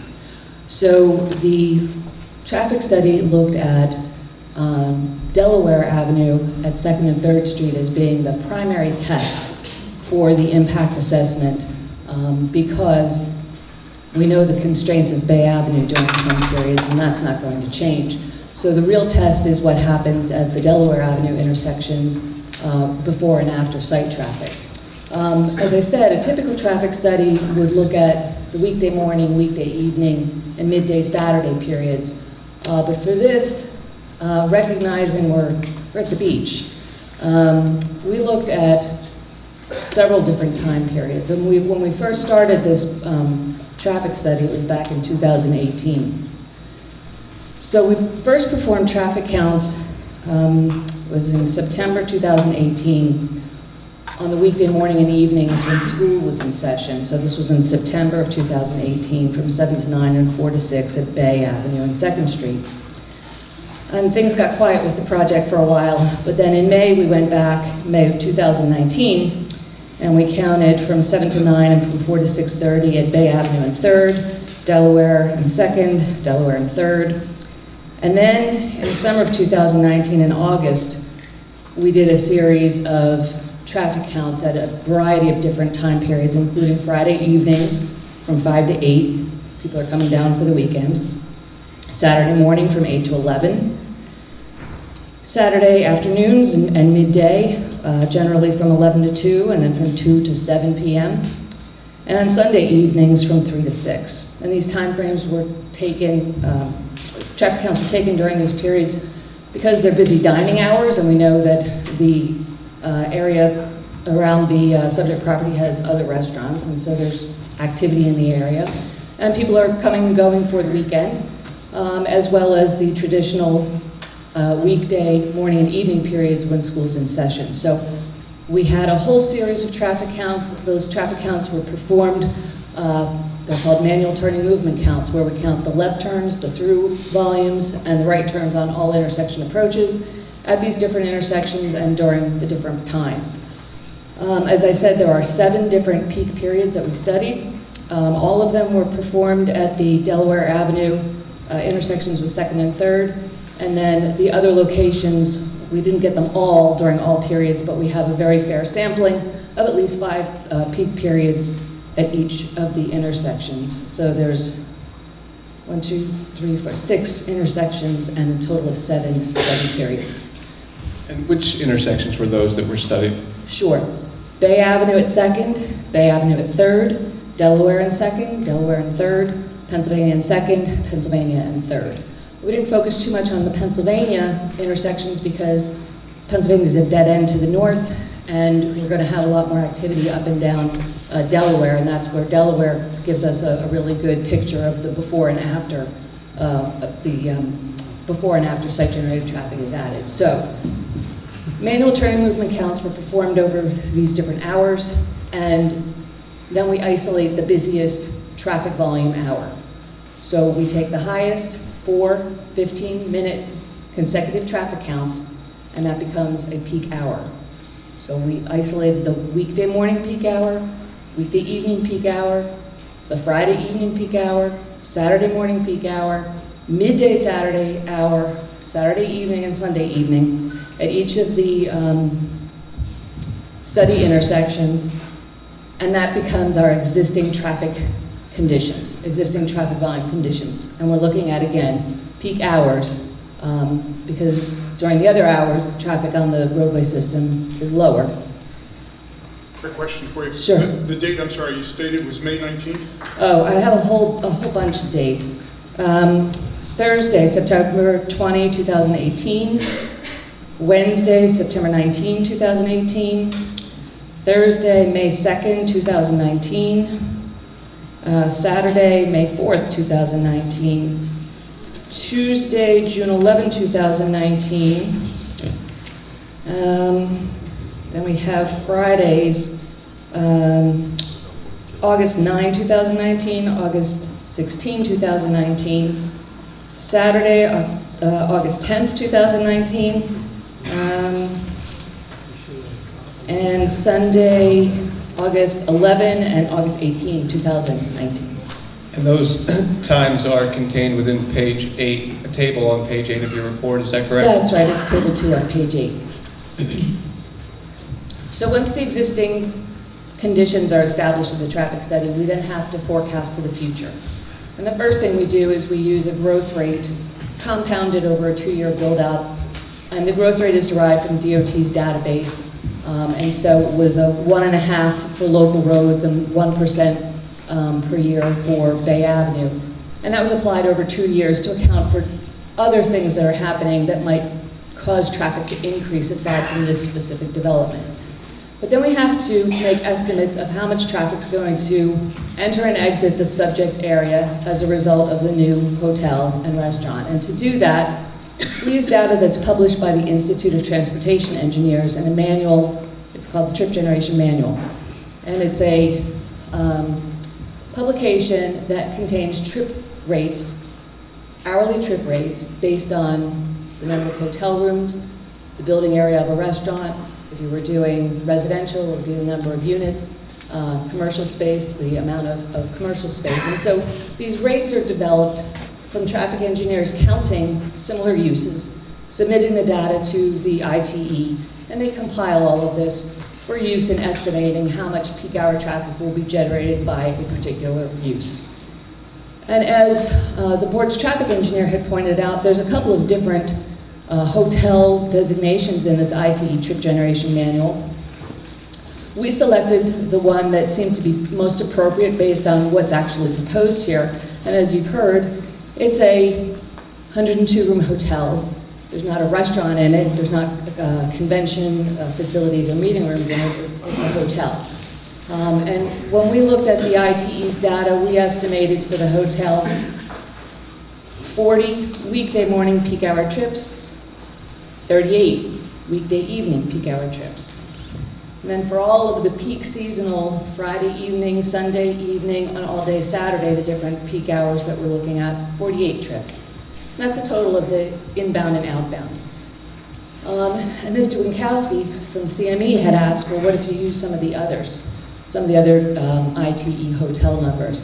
And I came up with an estimate of anywhere between 8 and 27 additional peak hour trips that might be generated if you did use those. That's not a number that would significantly change the results of the study, but that was something that we were asked to look at and is included in our revised study. For the restaurant, we're estimating 100 morning peak hour trips, 170 weekday evening peak hour trips, and then 200 trips for all of those other peak seasonal summertime hours that we're looking at, Friday evening, Saturday morning, midday evening, and Sunday evening. So that's separate trip generation for the two uses based on standalone hotel, standalone restaurant, and not taking any credit for people who are maybe staying at the hotel and using the restaurant. And the ITE guidelines have trip credits that are applicable, but we didn't use those. We took no credit for shared activity between these two uses, or the marina for that matter. And we also didn't take any credit for people who might bike or walk to the area, or use Uber or Lyft or LB Transit. So it's a very fair projection without credits for some of the real things that will likely be happening, most specifically someone who's staying at the hotel and then using the restaurant. The report references level of service ratings. Would you just define to the board what that means? Sure, and that's the next step, is as we estimate the traffic that's associated with these new uses, we then add that on to the background traffic that we counted and expanded for area development and other things that might change traffic volumes. So we have a set of traffic volumes for the future without the hotel and the restaurant, and with the hotel and the restaurant. And so those are our no build and build conditions. And it's traffic volume projections at our different study locations, and then we run the level of service analysis. And this is a means of grading how well intersection movements operate. And it's a lot like your grades at school, A through F. If you're at A and B, there's little or no delay, you can get through an intersection pretty easily. When you're down at level of service E, well, that's what you're seeing on Bay Avenue during the busy summer on a Saturday, and level F. There's just not enough capacity to accommodate the traffic volume. So we run this level of service analysis for the no build and build volumes, and there's a lot of number crunching because it's 7 peak hours and a bunch of different intersections. So I'll start with Bay Avenue and 3rd, which is the only signalized intersection in our study. And of course, recognizing the constraints on a Saturday, we calculate the levels of service, but they're really calculating what's getting through the intersection. But for the no build to build conditions in a weekday morning, there's no changes except for the northbound left goes from an A to a B. Weekday evening, the eastbound movement goes from a C to a D. And that's an added 1.5 seconds of added delay. So it's not that much, but that's the change. So we have modest changes in levels of service at that location. They're calculating at D, but we know on Saturday they're really E and F. So the better test, as I said, is Delaware Avenue, but we'll get to that. We'll go next to Bay Avenue and 2nd Street, where weekdays we're calculating A and B, but Friday evening in the summer, C for the westbound approach, which would be leaving the site and heading towards the site, C, but we drop to an E with the addition of site traffic when everybody is leaving the site on a Friday evening on the eastbound approach. Saturday midday, Sunday, Saturday morning, we're calculating at level of service E, but with no changes from the no build to build condition. As I said, Delaware Avenue, we studied the 7 peak hours at both second and 3rd. So Delaware and 3rd, weekday morning, level of service A with or without site traffic. Weekday evening, we go from an A to a B on the eastbound and westbound approaches with the addition of site traffic. Friday evening, B with or without site traffic. Saturday morning, levels of service A and B with or without the addition of site-generated traffic. Saturday midday, level of service B with and without site traffic. Saturday evening, we go from an A to a B on the eastbound and westbound approaches. And Sunday evening, B with or without site traffic. At Delaware Avenue and 2nd Street, we're calculating levels of service A during the weekday morning and evening peak hours with or without site traffic. Level of service B on a Friday evening with or without site traffic. And again, that's Friday in the summer. Saturday morning, Saturday midday, Saturday evening, and Sunday, level of service B with or without site traffic. And it's because there's very quiet volumes on Delaware Avenue, and of course even less volume on Pennsylvania because they are, Pennsylvania is a dead-end roadway. The figures in the back of the report, just want to give you a sense of the numbers that we counted. The two-way volume on 3rd Street is roughly 60 vehicles and just under 60 vehicles on a Saturday morning on 2nd. And again, Saturday midday, just under 60 vehicles. So the traffic volumes that are along both Delaware Avenue as well as those side streets, it's very low volume. So there is the capacity available to accommodate site-generated traffic. So the analysis has shown, and we also tested the site driveways, and they operate at acceptable levels of service A and B. So aside from what we all know is a problem along Bay Avenue, we've shown that the site-generated traffic can be accommodated in and out of the site driveways and through the adjacent intersections on Delaware Avenue and Pennsylvania Avenue.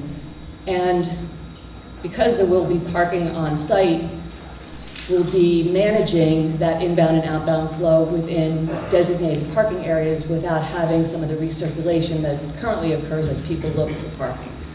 So from this analysis, we've shown that ample capacity exists. I think we have fairly projected the trip generation for a variety of peak hours without taking any credits for other modes of transportation or shared activity between the two proposed uses. Thank you. And do you have an overall opinion as to whether or not the proposed project will have an adverse impact on parking in the area?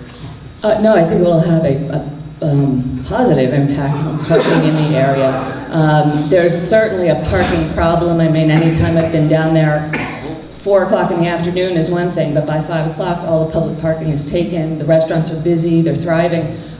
We're going to be providing, I believe it's 60 spaces over and above what is required by ordinance, which is a buffer, but also I think the reconfiguration of the parking on Pennsylvania Avenue to provide the perpendicular spaces. And I know there was some question about the appropriateness of the tuna club and the fishermen using that parking, but that's an additional 65 spaces in the public right-of-way or partially within the public right-of-way to help, I think, absorb some of the existing parking demand. Thank you. And Mr. Winkowski, the board traffic engineer, prepared a report dated December 20, 2019. Did you have an opportunity to review that report? I did, yes. And I believe we addressed most of the issues. Mr. Winkowski, was there anything else to add?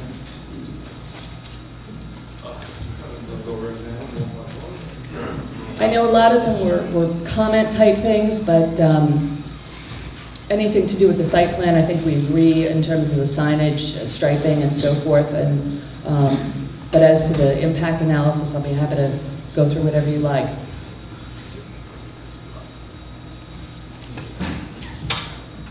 I had one question on the parking. Have you reviewed any other, I know the township, the borough code, sets a parking standard.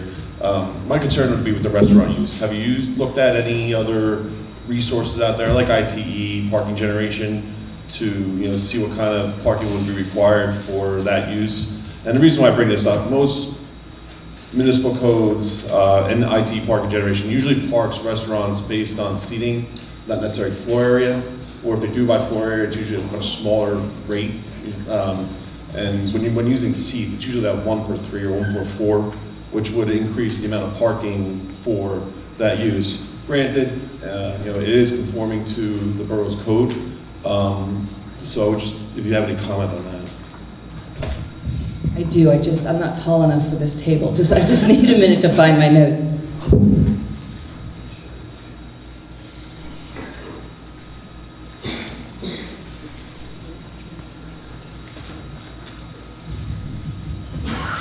Okay, so I did look at parking generation, and again, that's another publication by the ITE, the Institute of Transportation Engineers. And they do have a whole host of different parking ratios. For the hotel, it maxes out at 121, which is comparable to the supply that 1 per room is pretty typical. For the restaurant, there's all sorts of different restaurant categories. There's different ratios. From my review, I think the 1 per 3 seat is sort of a standard or typical ratio. That's not necessarily ITE, but the ITE sort of flattens out because the samples, the sites that were sampled are so much smaller than what we are proposing. We have calculated trips and seating using the ITE for a couple of different types of restaurants. And the range is from 88 spaces to 325. So, and a lot of that is because the sizes of the study sites were so much smaller And so I think much like you do with trip generation for a retail development, the curve should start to flatten out after a while.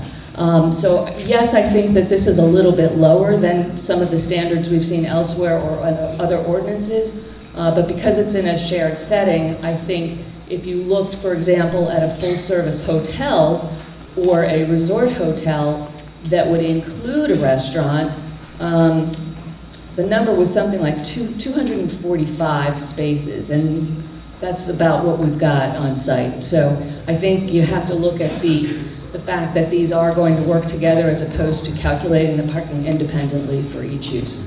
I mean, I don't know if you want me to comment on our findings now, but I mean, I could say I did feel that the traffic study was prepared pretty thoroughly. They did seem to analyze all the intersections that I would question. And the report was prepared consistent with the recommendations of ITE, the methodology that you use. Most of the assumptions were reasonable. When you do have to take engineering judgment into account and which way the traffic is going to be flowing. Parking, I will give the applicant's engineer credit. I mean, they didn't take any shared parking or shared trips or pass-by traffic or interconnection of uses in the analysis. Everything was done independently. I think the site, from a parking standpoint, and I believe this is part of the requirement of the redevelopment plan, is to have mitigating measures and operational systems set up so we rely on the valet parking, bike racks, the pedestrian activity, making sure it's free flowing. Right, and I think when Mr. Vernon ultimately testifies, he'll talk about some of the ideas he had. I know he talked about possibly having a shuttle because there was a concern earlier in the evening about the employee parking load, but he's got some ideas about managing that by having them park at other locations and shuttle. I think that's a significant testimony we're going to need to hear on how you address the potential for the need for more parking than what's being provided. And the valet was also a part of that. I think the valet plan was actually included in the civil site submission. Yeah. And it showed something like 153 additional spaces could be gained with valet. And then as far as the traffic impact, I think the report does show that most of the side streets and the side street intersections will be suitable or will not be over congested with the additional site traffic. Bay Avenue is Bay Avenue. I don't think there's anything that's going to fix that with this application. What is your opinion as far as your impact on Bay Avenue with trips and the nature of the uses, the peaks, compared to the peaks and the congestion you see on Bay Avenue? Well, anytime you're coming in for the weekend on a Saturday, you're sitting in that traffic. I've done it many times. I think that this is not going to have any measurable or significant impact on Bay Avenue because, and again, Chris Vernon can testify to some of this, but he's thought about different check-in timeframes and so forth to help mitigate some of that or bring people in at different times. I think this offers people another place to go in LBI. If they're not renting a house or staying somewhere else, they're coming here. I do think it's sort of interesting, the commentary earlier about this being a place that people are going to want to go. But I also think that there is parking and other modes of transportation to help mitigate that. So I don't think this is going to have a negative traffic impact. And I think that's been fairly shown by a conservative projection of volume without credits. I mean, that's all I have right now, but I'm just pending other comments based on board questions and additional testimony from the residents. Mr. Dillon, if you would just refer again to Exhibit A3. Mr. Vecchio testified briefly about the pavers that are at the intersection. They're shown at the intersections of 3rd Street and Pennsylvania Avenue and also 2nd Street and Pennsylvania Avenue. Do you have an opinion as to what impact, if any, those will have on traffic flow? What we tried to do was come up with something that would have a real visual impact to the driver, particularly a driver who may not be familiar with the area. From my perspective, those intersections just don't seem to be very well defined, and I think this visual will help to not only create a nice streetscape that blends in with the paver sidewalk system that's proposed, but it'll also allow for a very good visual definition of the crosswalks, and we're going to have more pedestrian activity here. So it's a visual, and it helps to enhance the pedestrian crossings, and I think it's just a very helpful traffic calming type of approach, if, of course, the board and the borough want that type of treatment. Thank you. And Ms. Dolan, all of your opinions this evening, were they given within a reasonable degree of certainty? I would say so, yes. Thank you. I don't have any further questions for Ms. Dolan. At this time, I'll open it to the board. Thank you. What happened to the residents on the south half of the island? Everything that you have coming in is coming from the north. You don't have anything coming down Center Street or Ingleside. You're going to have a lot of traffic for people that are window shopping for restaurants to go to. I think you neglected to add that in. I'm not sure I understand the question, that I didn't route the traffic to those other streets? Well, Center Street's a huge influx of traffic coming from maybe Holgate area, the rest of the town. I think you have people that maybe they want to try Tuckers or maybe the Black Whale, and they go, oh, they're a little busy, so maybe I'm going to shop around and go to the next place. I think you neglected a couple other major streets, major thoroughfares. And I wouldn't say neglected. I would say that the traffic characteristics on Center are comparable to what we've counted. It's that whole little area over there. If I were to distribute the traffic more to those intersections, that diffuses the amount that we analyzed on Delaware, but I'm certainly in agreement that those roadways are attractive. They're there. They bring you right into the area. If the board felt that the additional analyses were needed, we could certainly look at that, but I don't think that we find anything materially different. I do. My day job's a police officer. I had trouble finding, I was looking for, there's lights on 3rd Street and Center Street. And what I didn't find or couldn't deduce out of this was, what is the stacking going to be like? For example, you're making a left on the boulevard at either of the lighted intersections. I got to believe there's going to be some car stacking trying to go left. Yeah, it's all in here. I can look for it and find it. I just don't know if I can find it that quickly. For example, checkout time. Saturday sure. afternoon. Yeah, it's going to back up, turnover right? of residential. Yeah, and so I can look through and I can provide that. I know we're coming back. I can get you that answer for the next meeting. Just to clarify, the discussion of Center Street, I believe, wouldn't they have to, the people traveling along Center Street would ultimately have to pass through the intersections that were studied, other than going up Dock Road, correct? Well, if I'm coming from down Holgate, because on a Saturday night during the summer, we know that Holgate empties out to come to Beach Haven. Everywhere from Pearl Street north, they turn and they just turn everywhere. That's why we're here. I was a little confused when you picked your restaurant type for your trip generation. You're leading one way, leading the other way. What did you actually pick for your restaurant? From the ITE's categories, Right. I used the quality restaurant because that gave us numbers for all different periods, including a morning. Mr. Winkowski had also asked me to look at, there's something called a drinking place, and I did look at that, but they did not have a lot of data that was helpful for us. Because on the weekend, and you say quality place, I think they're all quality places, but we tend to turn the tables over pretty fast, so they might turn them over 3-4 times on a Friday or Saturday night. And I think also you have a stacking for a bar, so the impact is going to be at peak, it's going to be pretty high. You have people coming in and then they're stacking in the bar. Are you reflecting that? Well, we had, for all of the summer peak periods, we used for each hour 100 entering and 100 exiting. For the restaurant? For the restaurant. But you're talking about 400 seats, and you're also talking about 200 stacked in your waiting area, bar area. Well, again, I can come back next month with other numbers to give you a range. Yeah, but I just think it's, in a resort area, it's very unusual. It's a quality restaurant, yes, but it's also a high turnover. And the bar activity. Yes.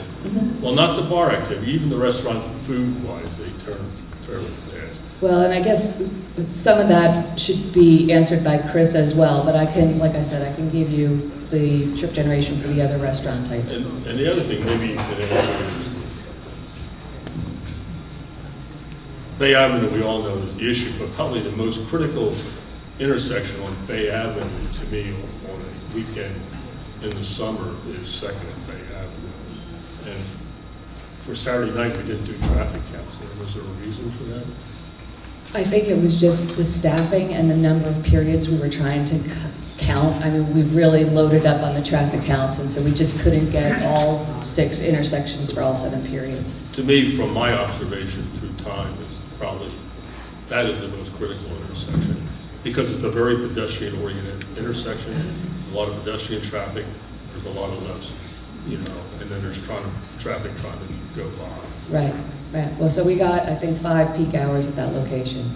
And it gets down to that E level because it's harder to make the left off of Second. It's a stop control as opposed to a signal. Okay, I was just wondering why you didn't count that in. Yeah, it's just a matter of staffing and the amount of time in the summer we had.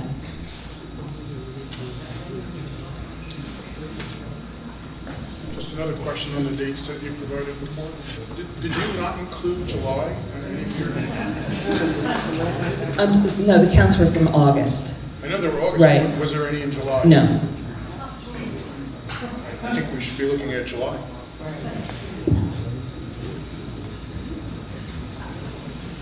I have a question. How do you account for example, during the peak hours, and when you do have people cycling through, you account for those people cycling through in your traffic patterns that aren't specifically going to the restaurant? Any traffic that was traveling through the intersections during the times we counted was counted. So it I was mean, when you extrapolate your numbers out for a specific site, I realize you're using numbers from, is it IPE? Yes. I get that. But what about, how do you account for all the traffic where how people find spaces, they get in their car and they drive around? It may take 12, 15 minutes, but that's not directly because there's 400 seats at the restaurant. These people are cycling through, as Tom can attest. That's a large number. So for the proposed restaurant, the parking is on site. So we routed the traffic to the site. We didn't have them circle the block. But if people are circling for any of the other existing restaurants, then that volume was counted in the manual counts that we performed. I still had a question too. September and May are really shoulder season here. The volume is much, much less. So I do agree that we do need some kind of information about July. Because July and August is where it really matters. Well, that's why we got August, but the purpose of the May and September counts was to just count the weekday morning and evening when school was in session. So that was the reason we tested those out. That's typically how a traffic study is done. Here it's a lot different because you've got the shore activity, which is a beach resort right. town, so when school's in session, it's kind of irrelevant. So we need to know when the people are there. Right, which was the purpose of all of the August counts, summertime. But I think July as well. School here is 60 kids. Yeah, that's what I'm saying. That we performed those counts and analyses for those times because that's the traditional traffic study time period. Certainly, as was shown, there's lower volume during those weekday morning and evening hours outside of the summer than during all of the different summertime periods that we counted. Of course, it's much lower. And 30 of them ride their bikes. Well, it was informational purposes. It wasn't I think the summer counts and analysis were over all those different periods to capture what's happening as people come on and off the island at the beginning and end of the week. Just another clarification also.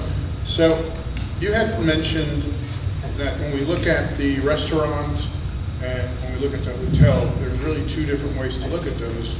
And one of them was the square footage rate for the restaurant, which may not be appropriate, and that we should be using the 3 seats, and anyway, you had mentioned a number of the restaurant requiring 245 parking spaces. And so if I look at, I think that's correct, by the way, just in my feeble understanding of this, but if you look at the 245 spaces for the restaurant and then add in the hotel requirements, I think the allowed parking is way below what is really required. Well, the requirement, per the, as Mr. Vecchio took you through, we meet and exceed the requirement, and how that requirement was developed, I wasn't a part of that, but the proposal provides more parking than is required by ordinance. And I said previously also, I don't think the ordinance, I think the ordinance, because this is a special and very different project in Beach Haven, needs to be looked at differently.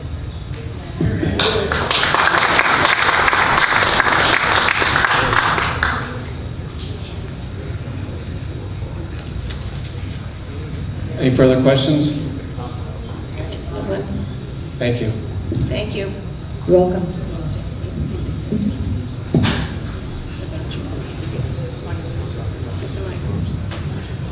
The only remaining potential witness we have is Mr. Raven, we're going to probably stop the meeting at this point. Sure. You've already agreed in advance that all of your witnesses will be here next meeting. Yes. And any other further meetings if this carries past March, correct? That's correct. Okay.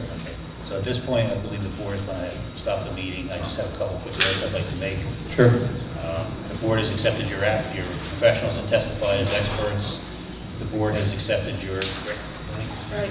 the documents that were moved in, or marked. Before anybody leaves, if I would just say, would you please announce when the next meeting is going to be so that we don't have to submit further notice, send out further notice? Okay, I found out from Jackie Friday, we can't use this forum for the March meeting on the date that we have scheduled. We can use the museum next door, Beach Haven Museum. So the next meeting will be March 2nd. Second. It would be the 3rd if we could. So it would be March 2nd at 6 o'clock, next door at the Beach Haven Museum, 129 Ingleside Avenue. The applicant does not need to renotice for that because it's being announced now at a public forum. The Borough Land Use Board will have to renotice because it differs from what we had posted previously. Okay, so just so everybody knows, you will not get another notice. Make sure to come back next door. Yeah, next month. The applicants, professionals will be here, and we'll probably finish up their testimony, board's testimony from the board's experts, and then open it to the public meeting at that time. So Mr. Vernon will be here then as well, so we can finish. Yes. After your other experts. The only thing I'd also like to announce here is there were a lot of exhibits that were marked. The attorney for the opposition did make a good point. The board does recognize all those exhibits as being marked properly. So with that being said, you waive any time frames for the board to make a decision? Yes. And on the exhibits, I do have hard copies of all the exhibits I marked. If the board would like me to leave those with you, I will. Slice ahead. Is that your preference? Okay. Yes, please. Mr. Shen, can I ask you a question? Certainly. So I think there were some other submissions that you indicated you might make between now and the next meeting. If those are made and the record is supplemented, can you provide a courtesy copy to me? Yes. Okay. And secondly, when we get to you indicated we're going to open up to the public after the applicant presents all his testimony and you hear from your consultants. I have all my consultants here too. And I just want to make sure I'm going to have the ability at some point after all that testimony is provided to proffer my experts in each of the fields to rebut the testimony that's been presented by the applicant. Well, certainly, that's fair. How many do you have? We have at least 4. 4? At least, or no, 4? Might be 6. I have 2 environmental consultants, a traffic consultant, an engineer, and a professional planner. And we also have a fire expert as well. Do you have any reports ahead of time you can give us so we can at least look at the reports? No, we do not. Okay. And absolutely, you're entitled to bring your experts. Just make sure the record's clear on that so we don't have that dispute next month. Can everybody fit next door? I don't know that. The next door? I was told it was 200. That's where we had the dune replenishment. Remember when we all went there to, FEMA was here? I don't know if any of you were there, but. I did count tonight, I did a rough count, about 185 people were here tonight. Yeah. Mr. Shin, may I be heard just for one moment? Absolutely. I recognize the objectors want to call their experts without reports. We did provide reports, so I just want it to be clear that when the next meeting comes, if they have not proffered reports in advance, I intend to object to any testimony by an expert who has not given us a report in advance. Just as a matter of fairness, just as we were asked to share anything we submit, we're happy to do that. We think as a matter of fairness, we should have the benefit of their reports so that we can sensibly reply. I don't have the ability, maybe Mr. Raven does, but to review a fire report or to review an environmental report, I don't even know what's going to be in it, and sensibly examine them. And I think it's fair to the professionals and it's fair to this board for them to file reports in advance. Well, what I indicated was they don't exist. We've just heard testimony tonight from the applicant's consultants. It's not the objector's burden. It's the applicant's burden to satisfy the requirements under the site plan ordinance. I don't believe we have any requirement to have expert reports prepared. We will have testimony. We will render that testimony. But if there are any reports that are going to be prepared, we'll submit those in advance of the next meeting. Well, that's acceptable, I suppose. Yes, okay, that's acceptable. And the board can take it, if they bring experts and there's no reports ahead of time for the board to read or for the board's professionals to read, the board can take their expert reports or their expert testimony for what it's worth, in fairness. And I would hope we would have an opportunity to respond. Absolutely, yeah. Thank you. Yes. Yep. Do I have a motion to adjourn? Motion. Second?